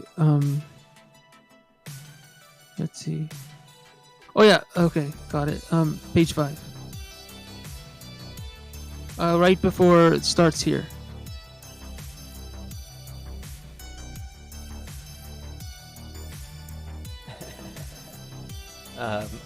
Coral asks, is Royd a stimulating individual?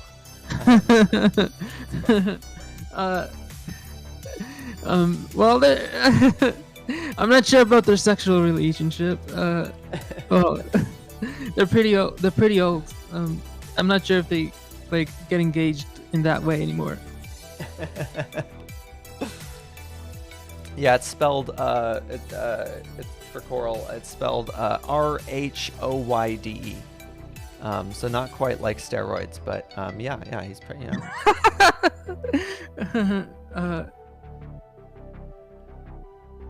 So I think you said there were 2 areas, right? Was this one of 2? Oh. Yeah, that was one of 2. Wait. Oh, okay. So the second part.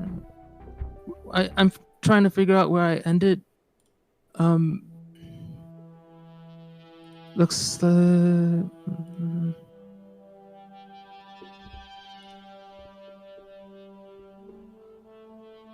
okay, this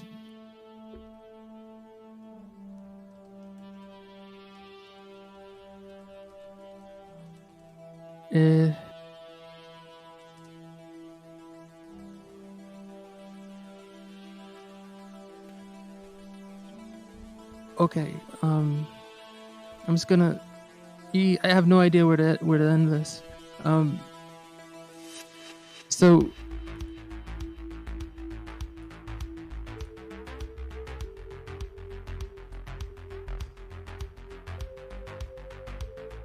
okay, got it. I'm just gonna highlight it now and put it in bold.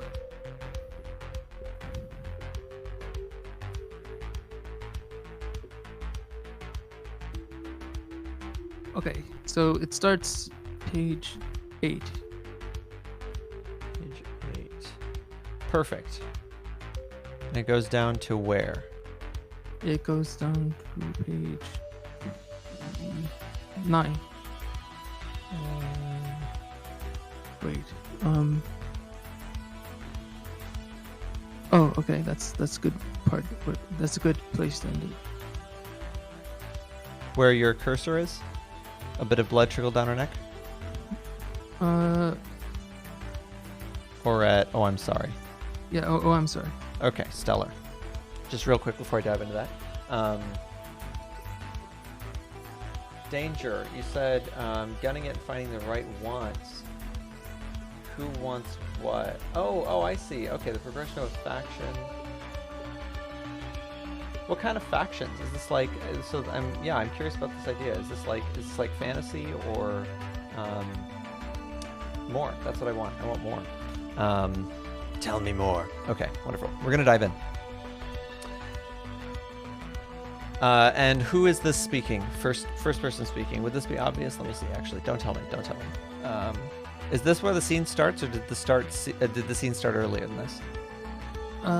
Wait.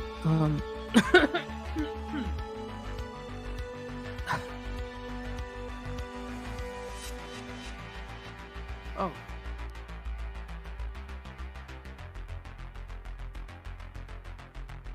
Okay, it actually starts. It seems to start at page 7.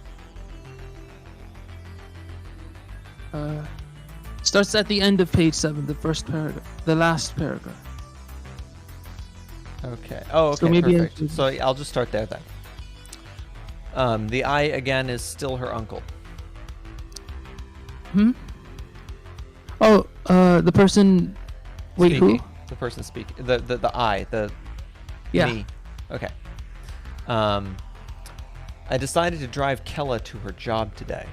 Roy took the car, so I brought my own to the house. She brought a mood ring with her that combined scent, color, and temperature to communicate how she felt. They say silence could convey as much as a spoken word. Roy gave that to her for her birthday a few years ago. Kella sat in the front seat, arms crossed and eyes looking to the side, avoiding contact with mine. Her mood ring gave off the smell of mint and displayed a black wisp upon a white background. She took off the ring and gave it to me to hold on for a moment, allowing me to feel the cold emanating from the ring. Dad, I know you've been in my room. Why didn't you tell me you were promoted to detective? I still smell the lingering scent of advanced tech in my room. It smelled like deceit. I guess I can't hide much from you now, not with all that tech on you. I could sense the spite in her voice as she spoke. She looked at me in the eyes, then looked at the ring and back to me. But you get to hide as much as you want. I'll see if I can trust you once you put on the ring. Wait. Oh, okay, I see. She rubbed her hands together, then looked to the side and crossed her arms as if cold. I felt closed off from her. She was the flower whose seed fell too far from the field. A fence divided us, and sheets of snow surrounded her, while the light of early spring struck me with sympathy for that poor flower. I put the mood ring on. The imagery transitioned to green and red curved blades, gave off an inviting warmth, and the scent was that of morning dew. I locked the ring in this pleasant sensation and gave it back to Kella. Green and red, colors that represent the dichotomous relationship between the fleeting nature of beauty and the eternal sun, the loss of that beauty to technology and the permanence of that tech. I just wonder why they picked green for beauty, though. Kella puts the ring on and her heart accepts the new perspective as the ring shrunk down to fit her finger. That's a passage from your school book. I read that when I was your age. They picked green because it's nature's default and technology's opposition. It was the perfect color to represent that opposition and pair it with red, which not only symbolized the everlasting sun, but also the permanence of technology. While these were not the traditional translations, when paired, they allowed us to see the beauty in both. I felt more a part of the family than ever in that moment. She put her arms behind her head as if to hide from her emotions. She seemed to feel vulnerable, which put me at an advantage when I finally decided to ask my question. Kella, I have to ask, why did you save your mother? I know you'd prefer to keep that to yourself, but this is a family matter. I met eyes with her and interlocked my fingers to make her uncomfortable, to take the lead in this conversation. And the way I worded my question, why, instead of how. Kella closed her eyes and shook her head and grimaced. I gotta say, that is incredibly creepy for a father to be doing to a daughter. The interlocking fingers part, specifically.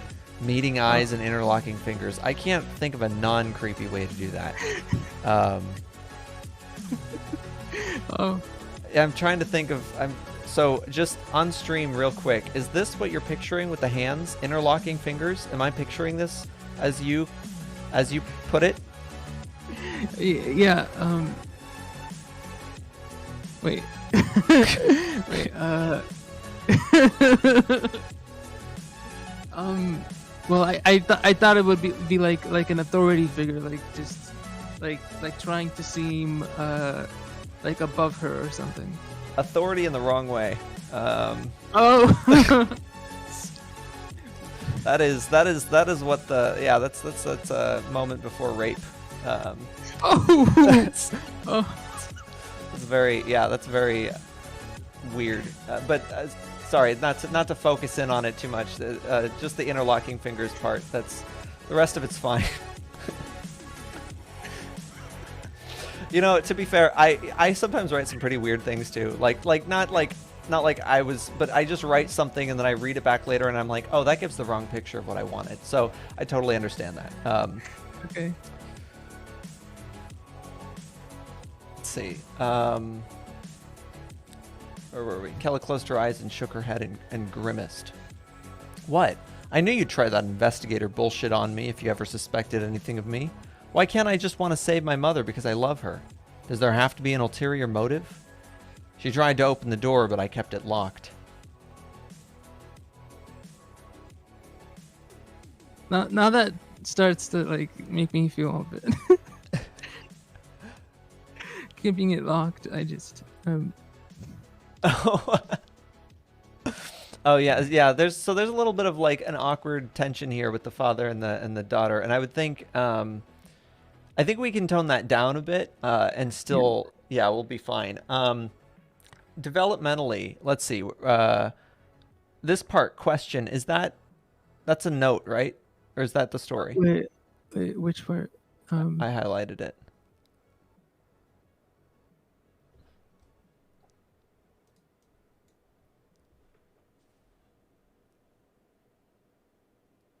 Ow.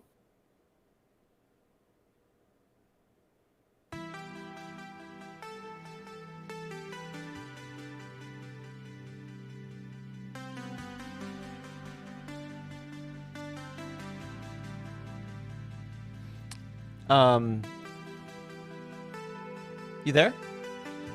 Yeah. Okay, stellar. So this question right here, why does she overthink? Is that part of the story? Question? No. Oh, okay, so it's a no. Okay. Sorry, but I take issue with you risking your mother's health to prove your competency with tech. This is why you kept stealing her headband every night, right? To prove to yourself that you could do it. You stole the headband and tinkered with your mother's mind. I could have reported this to her doctors, but they would have called the police. And I don't want to make you experience that. You don't want to know what hackers go through. So yeah, I think the reaction would be a bit different if for what's his name? Royd. For Royd. Yeah. Royd is so how 36 Oh wait, years?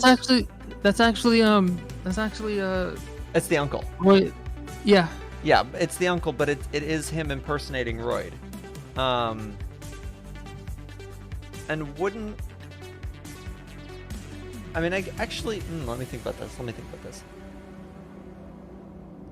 I think if he's worth his salt as an actor, he's going to know that the mother, Clarice, is married to Royd. He's going to know that they have a marriage relationship that should be very tight, very long lasting, and very emotional, right? Especially now with this dementia that's on set. So he's going to know that the father should react angrily to this. If the father knows that she's been stealing the headband and tinkering with her mother's mind, that's a pretty serious thing for a child to be doing. And I imagine that he would come out more accusatorily and be a little bit angry about it. Like, even if he's pretending. So, question, why is he impersonating Royd, the uncle?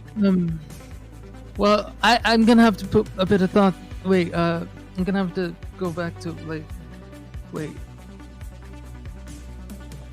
Let me go. I know I have this like noted somewhere, but if I don't, I can just remember it. Or maybe I can just remember it now. Can I have the question again?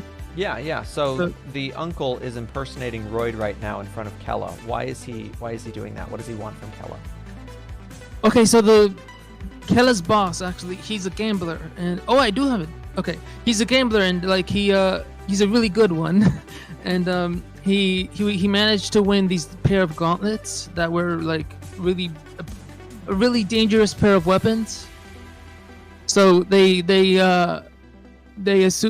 people at the black market where he won the gauntlets, they assume that he cheated, so they want him dead. So like he's trying to get to the boss through Kella. Okay, and what does Kella have to do with the boss? He works for her. I mean, she works for him. Okay, I see. So he's okay. Makes sense. So in this particular conversation, what does what information or like what does he want from Kella in this exact conversation? Why is he impersonating the father? Let's see. Wait, I need to put some thought into that. Why is he impersonating the father? Yeah, I feel like I need to flesh that out. I need to put more. That's one of the questions I need to answer when I'm. Yeah, definitely. Because that's gonna, depending on, let's say for instance, he wanted, let's just say like really simply, he wanted Kella's like employee ID or something like that, right? If it was something really, really easy. He doesn't need to impersonate her father to do that. He could impersonate just like some random person at the company she works at and just be like, hey, what's your employee ID? Got it. 231148675. And so that would be it, depending on what he needs from her, that should inform why he's specifically impersonating her father, because it should be something that only her father would be able to get out of her. So, or at least that's what the uncle thinks, that only the father would be able to get this out of her. So we need to give him a very specific reason for impersonating his brother and her father. He also just wanted to get closer to his daughter. I mean, his niece, just to see what's like. He just missed her. Oh, okay, that makes sense. Yeah, it can make sense for him to impersonate a family member for that reason. The only thing that's odd to me then is it seems to me like he would not want to bring this kind of thing up. So why does he bring up this specific line about the mother's health and like stealing her headband, and like why does he try to talk to Kella about that? Does that have anything to do with the uncle? Well, I feel like. Wait, one sec. I'm just gonna write down the question and then cause I'm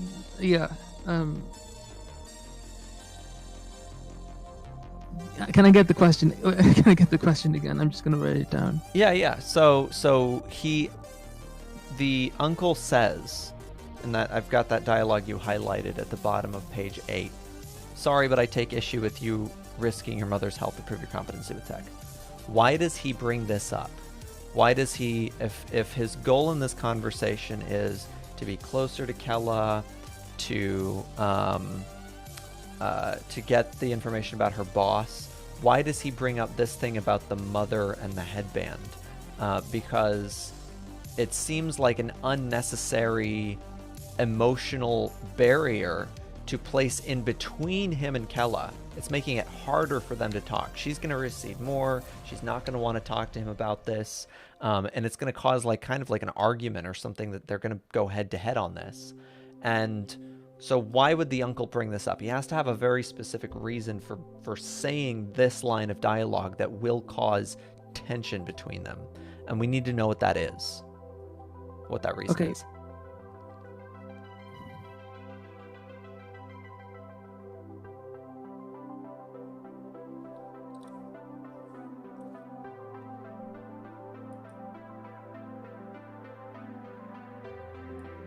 Okay.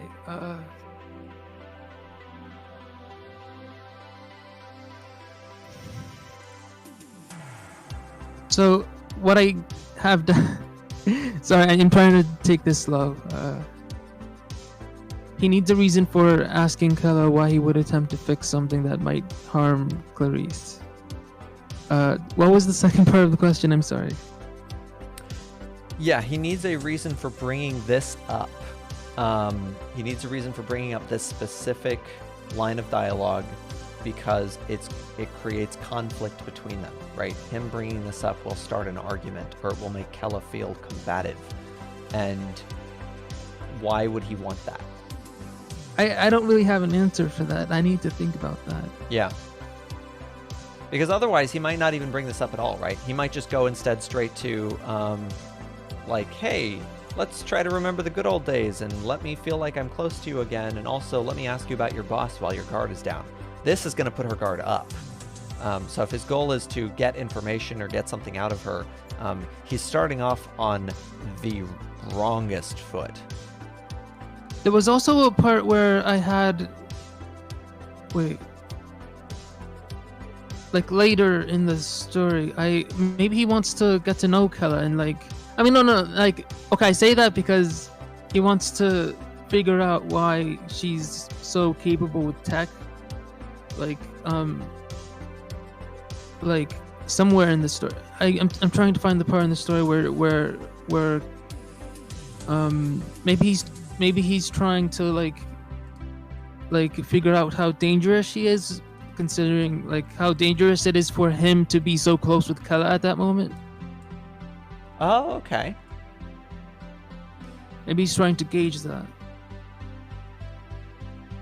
And why would he want to gauge that? Like, what's his, I guess if you're trying to see how powerful somebody is, I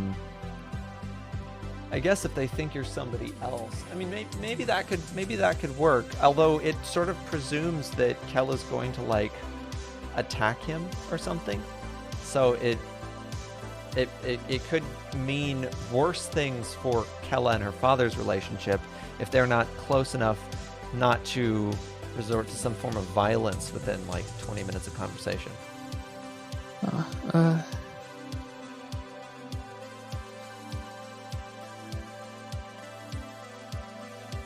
Wait one sec.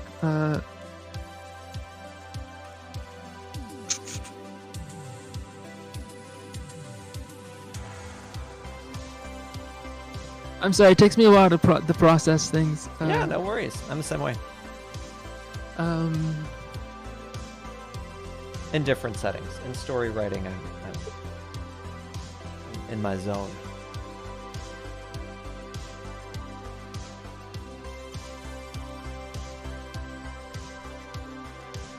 Wait, can I have the question again? Okay, I'm just...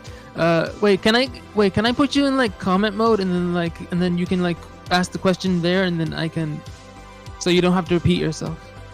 Yeah, sure. Oh yeah, you want me to add the questions to the comments? Yeah, do it. Okay, open, oh no, that's not how you do it. How do I put this in? Okay, I'm lagging. Let's see. Anyone on...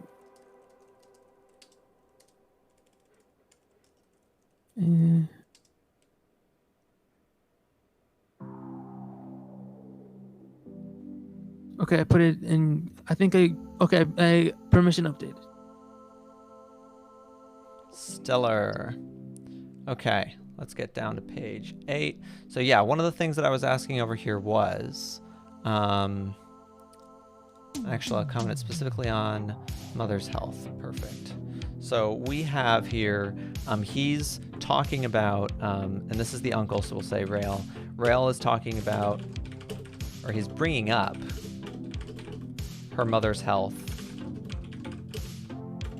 which is going to be a super emotional issue for the family. Yeah.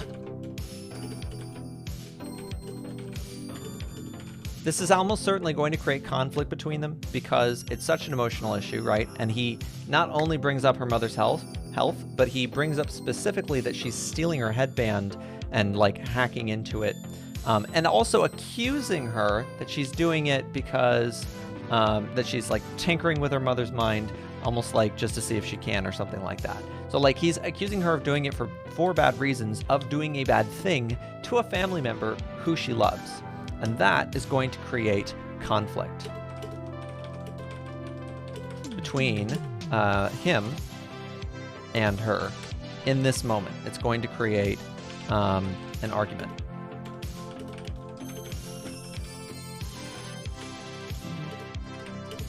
So if he doesn't want that, well, he's probably going to get it.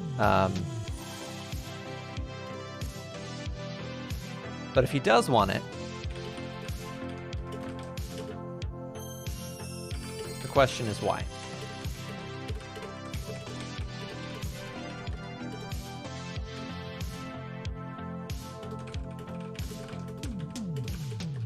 Why would this help him in this moment to achieve his goals? I just put the... There you go, I commented.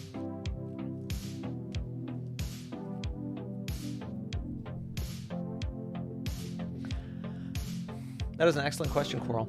We will be doing this weekly. That's my hope. We'll be doing this at least once a week, every Saturday. That's when I want to do it. Well, actually, I just realized it's not Saturday for everybody. It's Saturday for me. So about this time, on this approximate day. That's going to be my commitment for now, and then I hope to do it more. That would be ideal, but for now, I can promise it at least once a week. Wait, I feel like I should take part of the commentary that I'm thinking about adding. Wait, actually, maybe I should focus on this. I need to make my mind up. Yeah. No worries. It's a big thing. Like, you know, making these little decisions in your story, it takes a lot of time and effort, and it's a very it's a process that requires a lot of mindfulness. Like, you have to be careful about how you make these decisions, because they can always affect more and more things down the road for your story.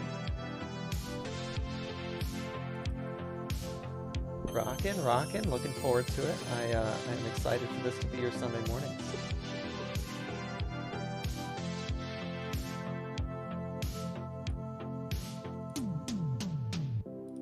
Oh no, that's the part I edited out. I think I'm good with that. I'm good with editing that out. Or maybe should I ask for your opinion, or should Sure. I go straight to the question? Should I try to tackle this question now? Or should I show you the part that I edited it? Show me the part that you edited out. Okay.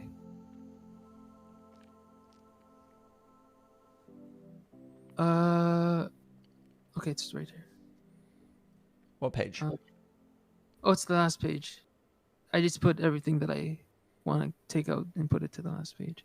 Perfect. Okay, so we wanted to take this out. Why do we want to take this out? I felt this was yesterday. I felt like it was too harsh on her. Okay. You felt like who was too harsh on who? I feel like the uncle was being too harsh on the niece. Stellar. I hate to lecture. So is this is narrative, right? Or is this dialogue? Oh, I took out the quotation marks. Okay. Put in the end quotation marks wherever they end. Yeah, they're there. Okay, Stella. I hate to lecture, but you seem to have the impression that you can do anything a person in power is able to do. That there's no difference between intelligence and experience. You'll make a lot of mistakes following that pattern of thought, but I admire your confidence. I must warn you, though, there are risks to overlooking the advantages of experience, and when you're at the bottom, you can't topple whomever's at the top without some experience of your own. Kella grabbed her ring and tried to take it off, but I held her hand firmly on her lap. Yeah, is that another part that might be awkward? I would say, yeah, especially since he's an uncle, yeah. What I want to get at is, you could have killed your mother, honey. Maybe we should have gone to a medical coder instead of a mental health professional, but we never thought to ask. I'm taking her to a medical coder as soon as I get the chance, but good job on what you have done so far, and I'm proud of you. Just be more careful. So I've got a couple of comments for this. Number one, medical coders are a real thing. Just be aware that the first thing your reader will think of is an actual medical coder. And then they will remember that this is like the cybernetic future where medical coders are probably a form of like hacker or something like that. I might advise coming up with a different term for that if you can, just to avoid that kind of confusion, okay. I don't know, like a cyber med or something, or code med. You know, if you flip them, something like that. Just a thought. The dialogue is a little bit. it's a little bit stilted. It's a little too. People don't usually talk in this intensely philosophical way in deeply emotional moments. So when people are feeling things and they have a lot of emotion behind what they're doing or what they're saying, they usually don't revert to high-minded ideology to try to explain this by saying things like, as if there's no difference between intelligence and experience. Instead, what I'll usually just say to somebody, if I feel like I have the experience, but there's some, little smartass in there, and they're acting like they know better than me, I'm gonna say something like, look, I have experience with this. Like, I'm just gonna assert my experience, and one day maybe you'll have experience with this too, and then you'll know what this is like and why I'm making the decision that I'm making. But I'm usually not gonna try to give them such a philosophical lecture in the moment. I'm gonna try to prove my side is right rather than outlining the entire scope of the debate. Okay.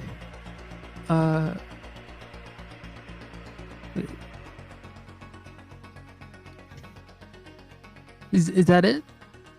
Yeah, that's sort of what was your thinking with this dialogue? Oh, and also of course the leg thing. That part was a little weird. I felt like it was too. I felt like it was not fatherly enough. Not fatherly. Okay, yeah, let's take a look at that. Fatherly. No, actually, you know what? For a father, this is pretty spot on. Fathers are awkward. So this is pretty good for I think a father usually. And actually, let me reread that intelligence and experience. I forgot that it was the dialogue that's supposed to be coming from her father. Fathers might do this. Actually, if there's one brand of human on earth who would do this, it is fathers. So anything in person of power is able to do, as if there's no different. So it's still it feels a little bit stilted still to me. Like pattern of thought. I think there's a way that we could I would advise rewriting this dialogue over and over and over again and trying to get it simpler and more plain as you go. Get somebody until it just feels like somebody's telling this to you, as they're just saying it out loud in the normal slang way of saying this. Look, I hate to lecture, but I think you have the wrong impression that, you can do anything you want to do, as if there's no difference between being street smart and being school smart. I feel like that's how something like this would end up getting phrased. So it's just the specific words that are making it feel stilted. But other than that, no, I think this is something a father would say. I feel the fatherliness. Do fathers call their daughters honey? Is that a thing? wait, did I write honey? You wrote honey, yeah. Oh, okay. I mean, it might be a thing. I'm not a father. I don't have a daughter, so. Oh, okay. And I was not a daughter, so. I thought this was. I think at one point the father actually called his wife honey, so. Might change it to Sweetie. Sweetie. Sweetie's a good one. Oh, I think he did call the wife Sweetie, didn't he? Oh. He might have called the wife Sweetie. I think Sweetie sounds like a daughter term. Honey sounds a little, I don't know. Maybe that's fine. I'm gonna switch the terms. Wait. If I do end up adding this. Coral suggests the term medical programmer. That's also a pretty cool one. Instead of medical coder. Oh, I had medical programmer as the first option, but then I started to worry about if that was even a thing. Wait, okay, but since. Well, you don't want it to be a thing. That's ideal. Oh, okay. Because if it is a thing, people will think of the thing instead of what you want them to be thinking of. Okay. So I want to go back to the comment. I'm still thinking about that comment from before. Because I feel like I need to put some real thought into that. Wait, I think you might hear some wait, what's the word? Some feedback from the mic because I'm moving it. Okay, I'll prepare for the worst. Okay, I moved it. Okay, wonderful. I was also going to read, so Coral suggests autistic people like myself often use bigger, more nuanced words when stressed. So that could be useful if the father is autistic. Yeah, he does have, well... Or I guess Well, just he- neurodivergent, doesn't necessarily have to be specifically autistic. Yeah, he's neurodivergent. That's how I would describe him.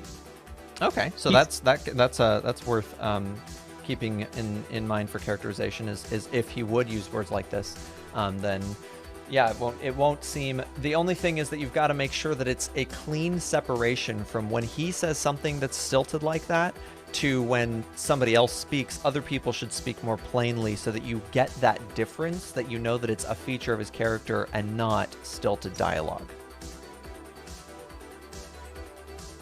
Does that make Okay. sense? Yeah. Oh, I'm 100% with you, Coral. I prefer to use the precise word than the common word. When I can remember the precise words, though, I often find it very difficult to remember the precise words, and so I'll just settle for something that's like weirdly adjacent.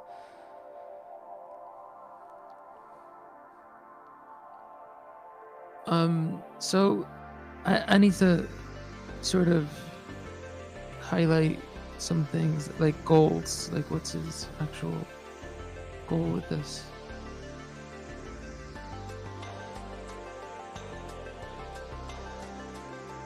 So, okay, I'll think about this. I don't want to like waste any time. No, not at all. You're good. Yeah. So Okay. sounds good. And then when you have more questions, let's pop on into the skin. Okay, Sounds Thanks. good. Yeah. Good talking with you. good talking. Rockin'. Yeah, so let's see, where were we? We had also, and this is fantastic, by the way. I just want to say, like, I love looking at stories in development. That's something that I have, like, a lot of fun with. I have a lot of experience with as well, and I just appreciate it. I just generally enjoy seeing a story come along well, seeing it in all of those stages and all of those processes. Let's put this back to this guy. And I did not click the button. That's fine. There we go. You're back. Wonderful. So let's see. Now, where were we? Danger up here. You had quite a thread coming. So my deal the other day, I just have the progression of location and what faction I want to be involved, but I still don't have specifics about who wants what and how there's going into the progression I want to explore. I don't have a mind for great plots at the moment. I'm just focused on getting the stuff for the story down. Nice. Yeah, no, I think, when it comes to, like, developing the story, I spent a lot of time in my early writing when I was writing my, like, first couple of stories on the plotting and at the expense of developing anything else in the story. World building literally took, like, a backseat to the plotting because I would try to develop world building as I went during the writing process. That's what felt organic and lovely to me. But at the same time, I already had a plot that was already formed. So the plot had so many legs up on everything else that then when I finished the story, the story was indeed, like, it was plot first and everything else felt second to it. It felt unimportant by comparison. The world building was only done in service of the plot, so when there were, military conflicts or whatever, it was really just window dressing for conflicts that very easily could have existed in this world. There was really not a whole lot of reason to set it in an alternate world, except for maybe some cultural artifacts, religious artifacts, and features of their magic system that are very unlike the real world. But when you're trying to develop something well, you want everything to mesh. You want all of those layers of plotting and characterization and setting and world building, and theme. You want all of those things to feel like they're part of one cohesive unit so that the story is composed, like when you're reading it. I think also an excellent example is poetry. When you're reading poetry eases you in into big ideas. This is the lovely thing about what poetry can do, is that it can ease you into big ideas with the promise of lovely words. It says you're going to read these first couple of lines, you're going to find some kind of flow or some kind of rhythm or some kind of rhyme, and then you're going to have a good time until you get to the end, and I have delivered to you an entire philosophy of mine. And now you've been incepted by this idea. That is the loveliness of what poetry can do with that kind of layering, that layered presentation. And that's what stories should do as well.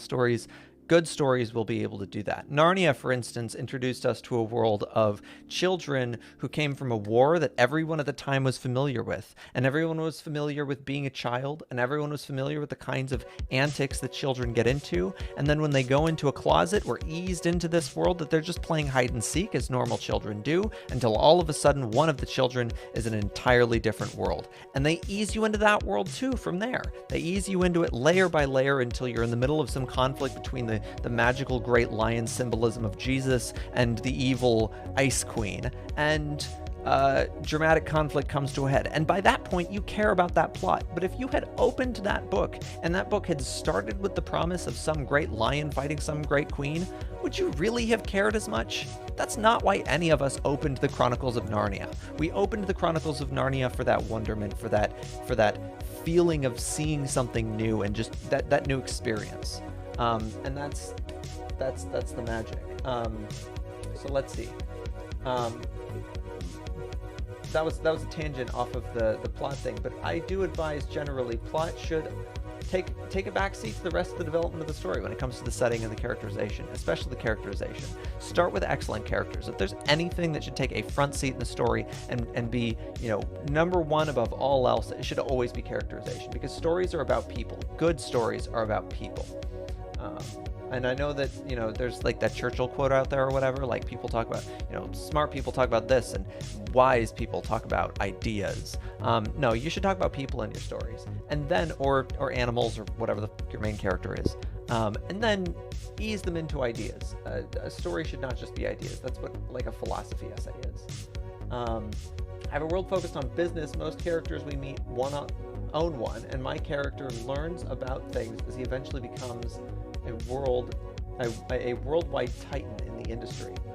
Oh, okay, nice. Okay, so he owns. Excellent.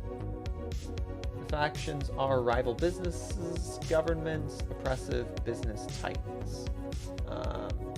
Why does he wish the rise? Oh my goodness. Okay. Why does he wish rise to the level of worldwide business? What are some interesting reasons? Others. Yeah. So it sounds like you're dealing with sort of like a. It sounds to me like you might be dealing with a kind of like a Walter White kind of character, like a person who maybe they're eased into this world, and the world seemed,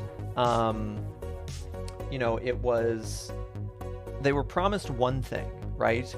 Walter White at the beginning of Breaking Bad is promised that. So he has cancer, right? Not to spoil anything for Breaking Bad for the people who haven't watched it after this like decade or whatever, but Breaking Bad is premised on Walter White. He receives news he's just a normal middle-class person, school teacher of chemistry, gets cancer, uses his knowledge of chemistry and a former student to go and start making meth so that he can sell it so he can afford his cancer treatments. That plot starts off with this promise of this guy who's, I'm just trying to make ends meet, right? And it sounds like that's the kind of business mindset guy we usually get in the start when it comes to this kind of like, I have to make more and more increasingly ruthless decisions to get to my end destination because now I have this end goal. And yours doesn't even necessarily have to start out with just trying to make ends meet, but it's a lot more sympathetic for a character if that is how it starts out, because that's how most people are. Most people don't enter in with these massive ambitions about like, I'm going to become a titan in the industry and like, start there at like age 5. I think most people go into like a business or something like that with, I'm going to make ends meet. And then they start making more and more ruthless decisions, and they get to that point where they're like, I only care about becoming a titan. Unless they started out ruthless from the beginning. If they did start out ruthless from the beginning, you just have the story of a sociopath. And the problem that you'll have with that story is that you're not going to have the normal form of the sort of the hero's journey, the hero's arc, where it's about characters who change. You're not going to have a dynamic character. You're going to have more or less a static character who is unchanging in the face of all of these situations as there more and more challenges come up and whatnot. And they just react to it with, I'm going to vanquish my enemies. I'm going to do whatever I must to become, worldwide business conglomerate titan numero uno Heisenberg. If that's how Walter White had started out, I think it would not have been interesting for 5 seasons. It would have been maybe 1 or 2, 3 max. Let's see.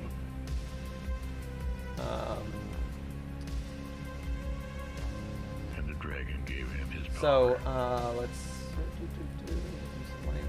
My mindset. One favorite character quirk was that of the main character of Fire Force. When Jess, under great stress, he gets a rictus grin. It causes a lot of social issues, but ultimately doesn't affect the story.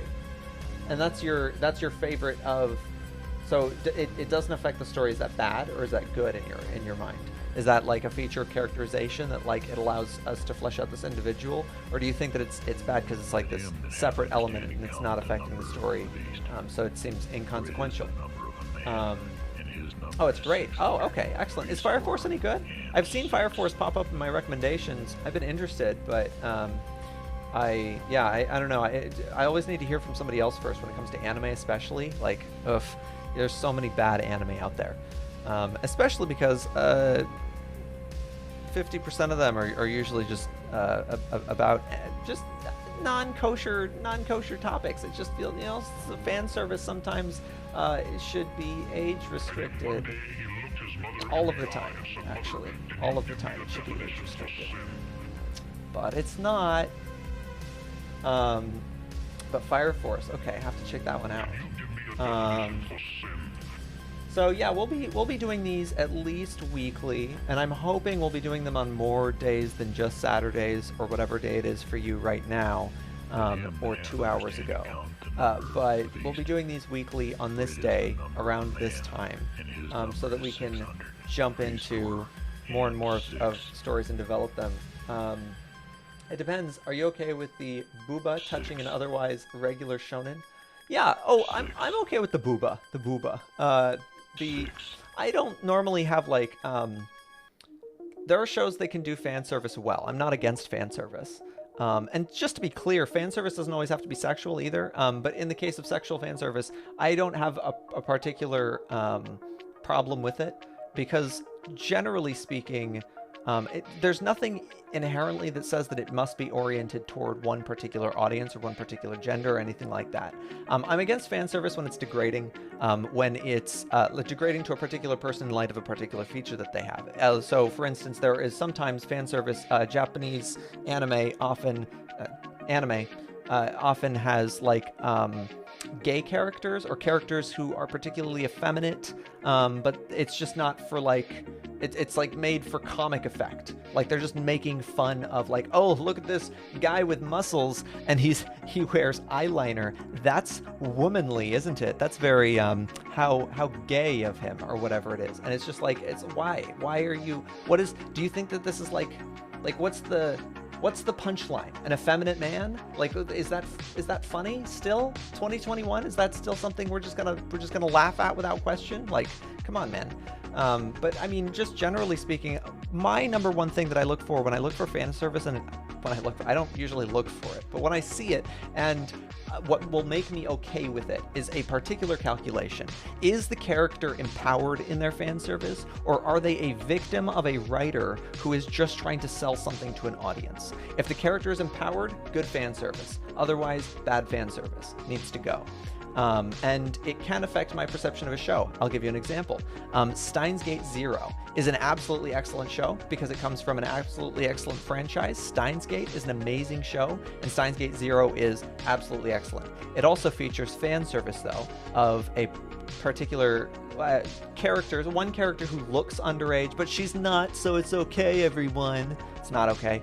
But also, just generally of its characters, there's a lot of so Steins Gate Zero has towards the end a Valentine's Day episode that's just like, oh, look at all the girls wearing costumes that show off their like breasts or whatever. And it's so in your face that it's just like, why did you do this? This didn't help the plot. There's no character development coming out of this. And it doesn't feel particularly empowered for the main characters, or the women characters. It just seems like they were literally like, almost like a producer of a show was like, put these on, our audience is gonna love it.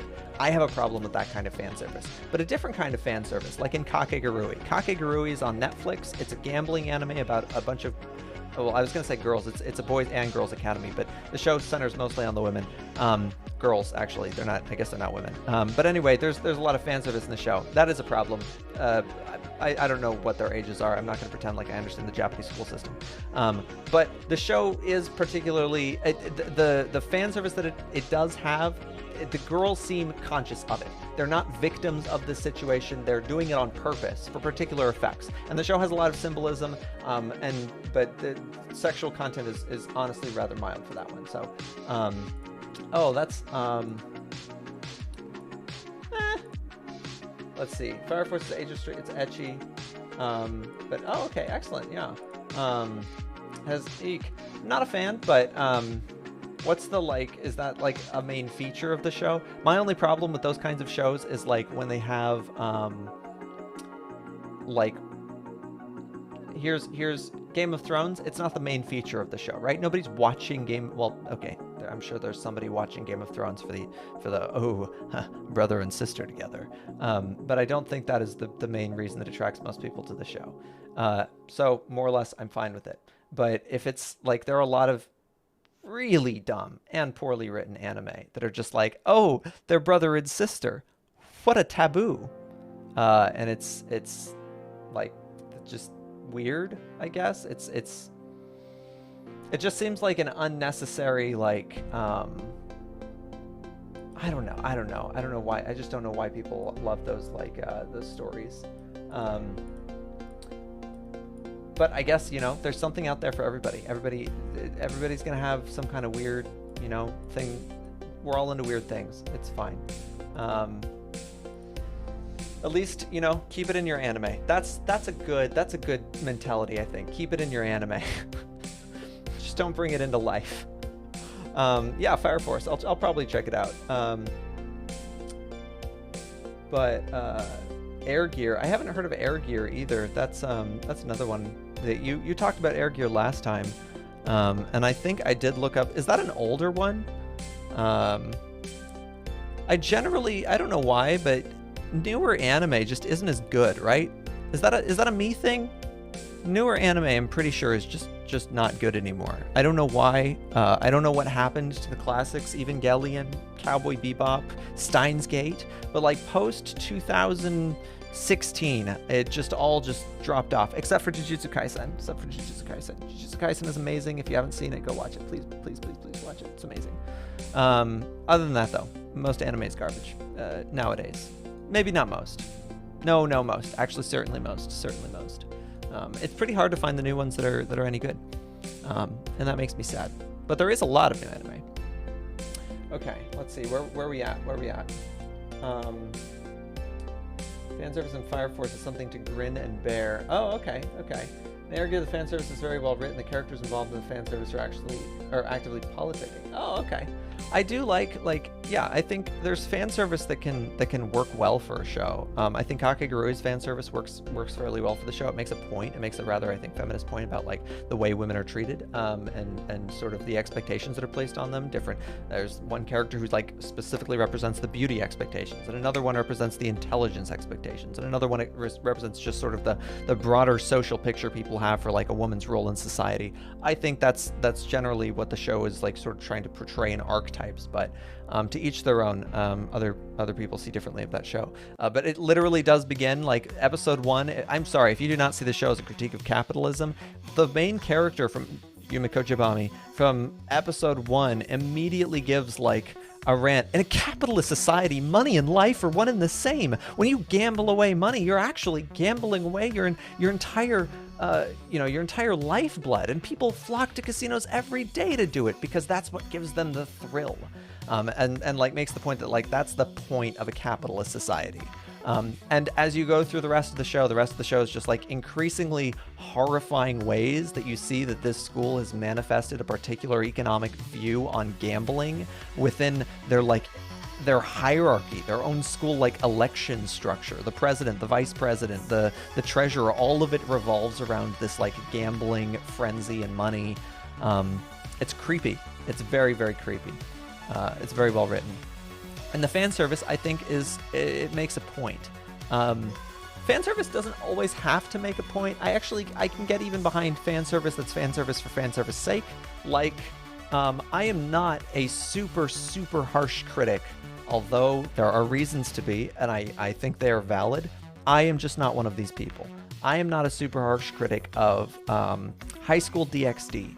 High School DxD was a show that did not hide the purpose of its show. The premise of its show was, this is fan service. This is a teenage boy's fantasy. And then the rest of the show was actually more about his like sort of like constant incel frustration following that.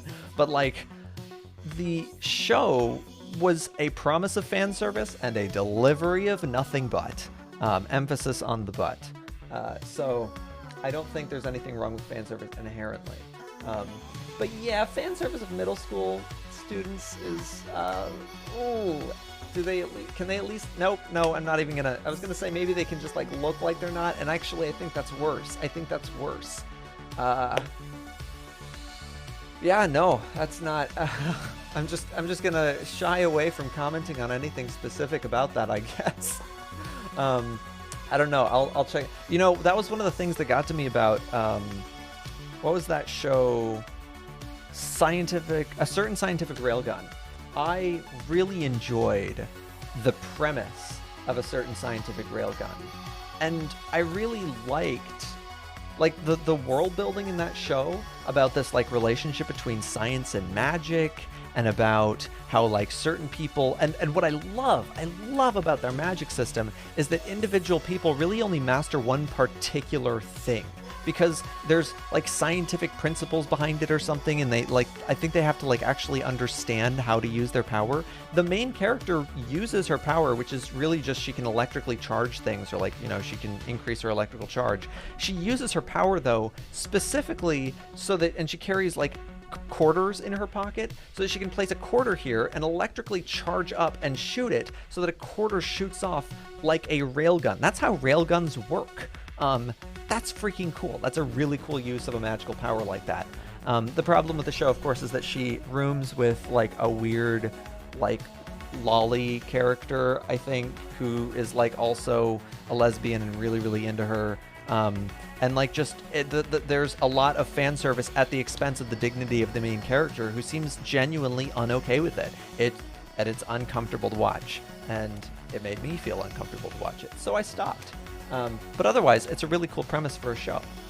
That's what I hate about anime, is when the fan service breaks my ability to enjoy the show for what it is. I think a lot of times anime especially, I watch kind of for stupid pleasure, but also I do like the ideas they engage with. But when they engage too seriously with ideas and then they still make weird fan service decisions, it almost feels like, are you trying to get me to like, and like, do you want me to be thinking about incest on like this particularly deep level or something like that? Maybe we don't need to be. Maybe that did not need to be a feature of this episode. What anime are we talking about with the gambling? Because I skipped that one. So that is Kakegurui. It is on Netflix. I do recommend it. At least the first episode. If you don't like it after the first episode, you probably won't like the show, to be honest. But I do think the show is pretty funny in its critique of capitalism. Interestingly, the fan service involves people of indeterminate age, where the main character is a middle school student, and the only thing we know is that they're older. I don't know if... Okay, they're older, but there's a hard age limit on being a middle school student. At some point, you're going to graduate. So that's... the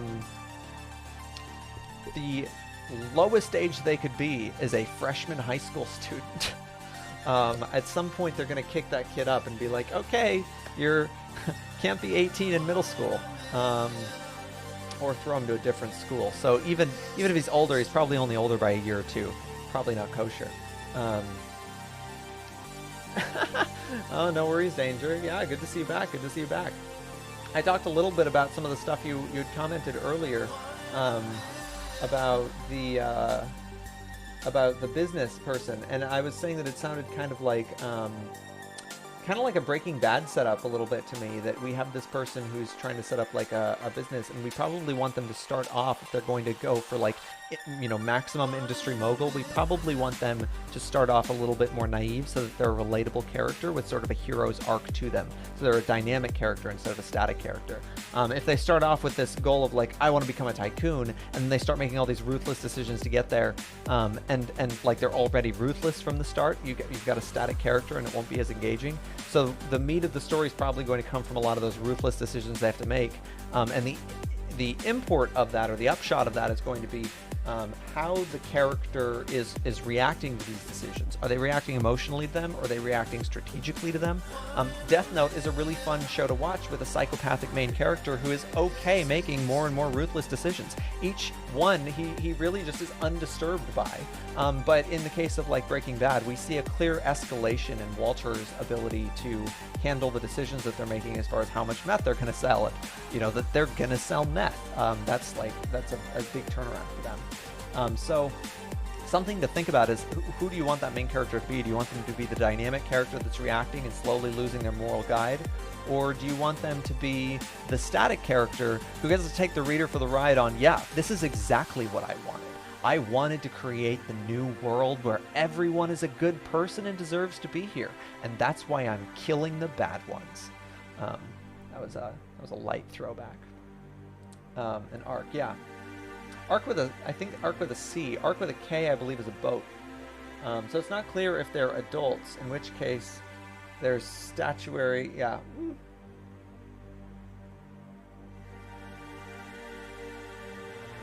They're also delinquents. Yeah, I don't know at all the premise of Fire Force. I thought for a long time, until I learned that apparently there's magic in it, I thought for a long time that it was about like firemen, or like a fire team, make firemen and women, like fire people. But I have since learned that it does not have to deal with the putting out of fires, and instead it seems to be. Oh, you're not talking about Fire Force. Oh, you're talking about. Are you talking about? Oh, we're talking about air, right? Air gear. Is that it? Air gear. Yes, air gear. Yeah, light from Death Note. Exactly. Yeah. Air gear. Yeah, I've still gotta look into that. Because you mentioned it last time, and I am interested. If this is your favorite show, or at least you alluded to it being your favorite show, Air Gear. Oh, okay. It looks like one of those shonen based off of like a game, like a particular kind of game. Oh no, never mind. It looks like it's based off of skating or something. Maybe, I don't know. I'm not even gonna guess. I was gonna say it's kind of like how Yu-Gi-Oh is based off of a game. Like it's one of those game anime, or like Pokemon. Oh, Pokemon, I guess. Oh, it's based off of battling. It's not really. I need to watch it. Okay, it's on my list, my ever-growing anime list. But it is on the list, or at least here. I will show you it being on the list, being added to the list. There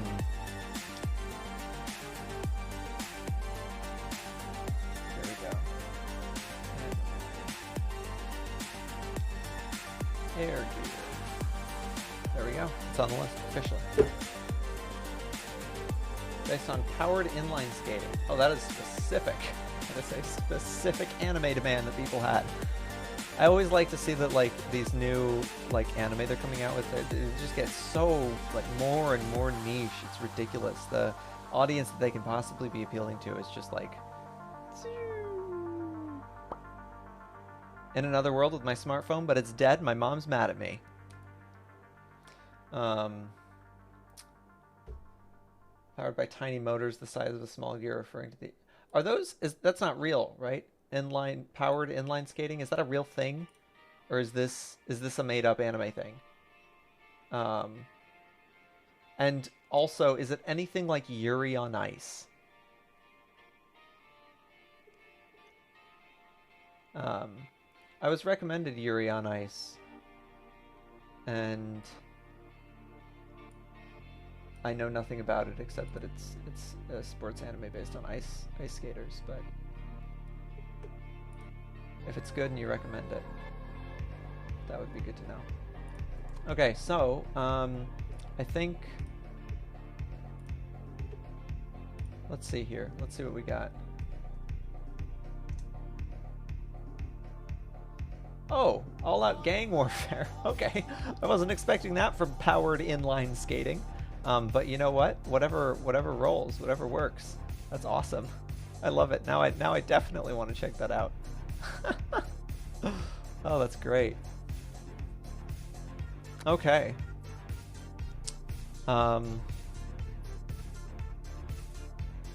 Well, here's what we're gonna do. I think we'll probably call this. I can't promise that I'll have checked out Air Wars by next week, because I probably won't have, to be honest.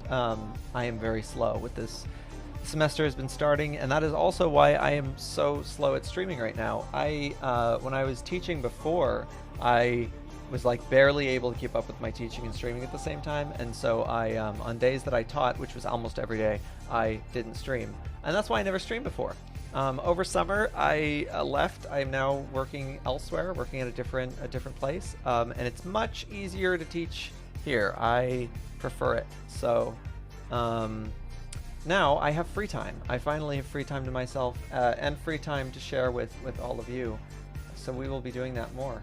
We'll be streaming this next week as well, and then trying to throughout the week find more space for these little developmental streams like this, because I think that would be nice. It's very nice. Wonderful. Well, we'll be rating coffee quills, and ooh, it sounds a little bit, to be honest, it sounds to me like Air Gear. It sounds to me like it reminds me of Hunter x Hunter. Or Hunter x Hunter, I guess is how it's said. I always say the X. I know I'm like, whatever, a little weirdo. But yeah, Hunter x Hunter, it reminds me of Hunter x Hunter with the different paths of how they can develop their power or whatever. I dropped Hunter x Hunter after like the 3rd or 4th season. They got too into the world building, and I just was like, I don't know what's happening anymore. I don't know why the story is continuing. And I guess I was supposed to be in it for Gon, I guess. He's like supposed to be like a really intense or interesting character. I've heard that his like moral arc is really interesting and neat, but I just like, I kind of saw where it was going and where it was coming from, and it just didn't get me, or I didn't get it. So far I've only seen the winged fire rugs. There's a guy who can light a trail of fire. Huh, that's neat. Well, yeah, I'll check it out in the coming weeks. I will not do so at the expense of streaming though. So I will try to stream more than I am watching television, which last week I succeeded in doing. But that was also because my anxiety was incredibly under control then. So we will see how things go. Peace and love, family. We will be rating coffee quills. And I will see you on the flip side in the better world of next week.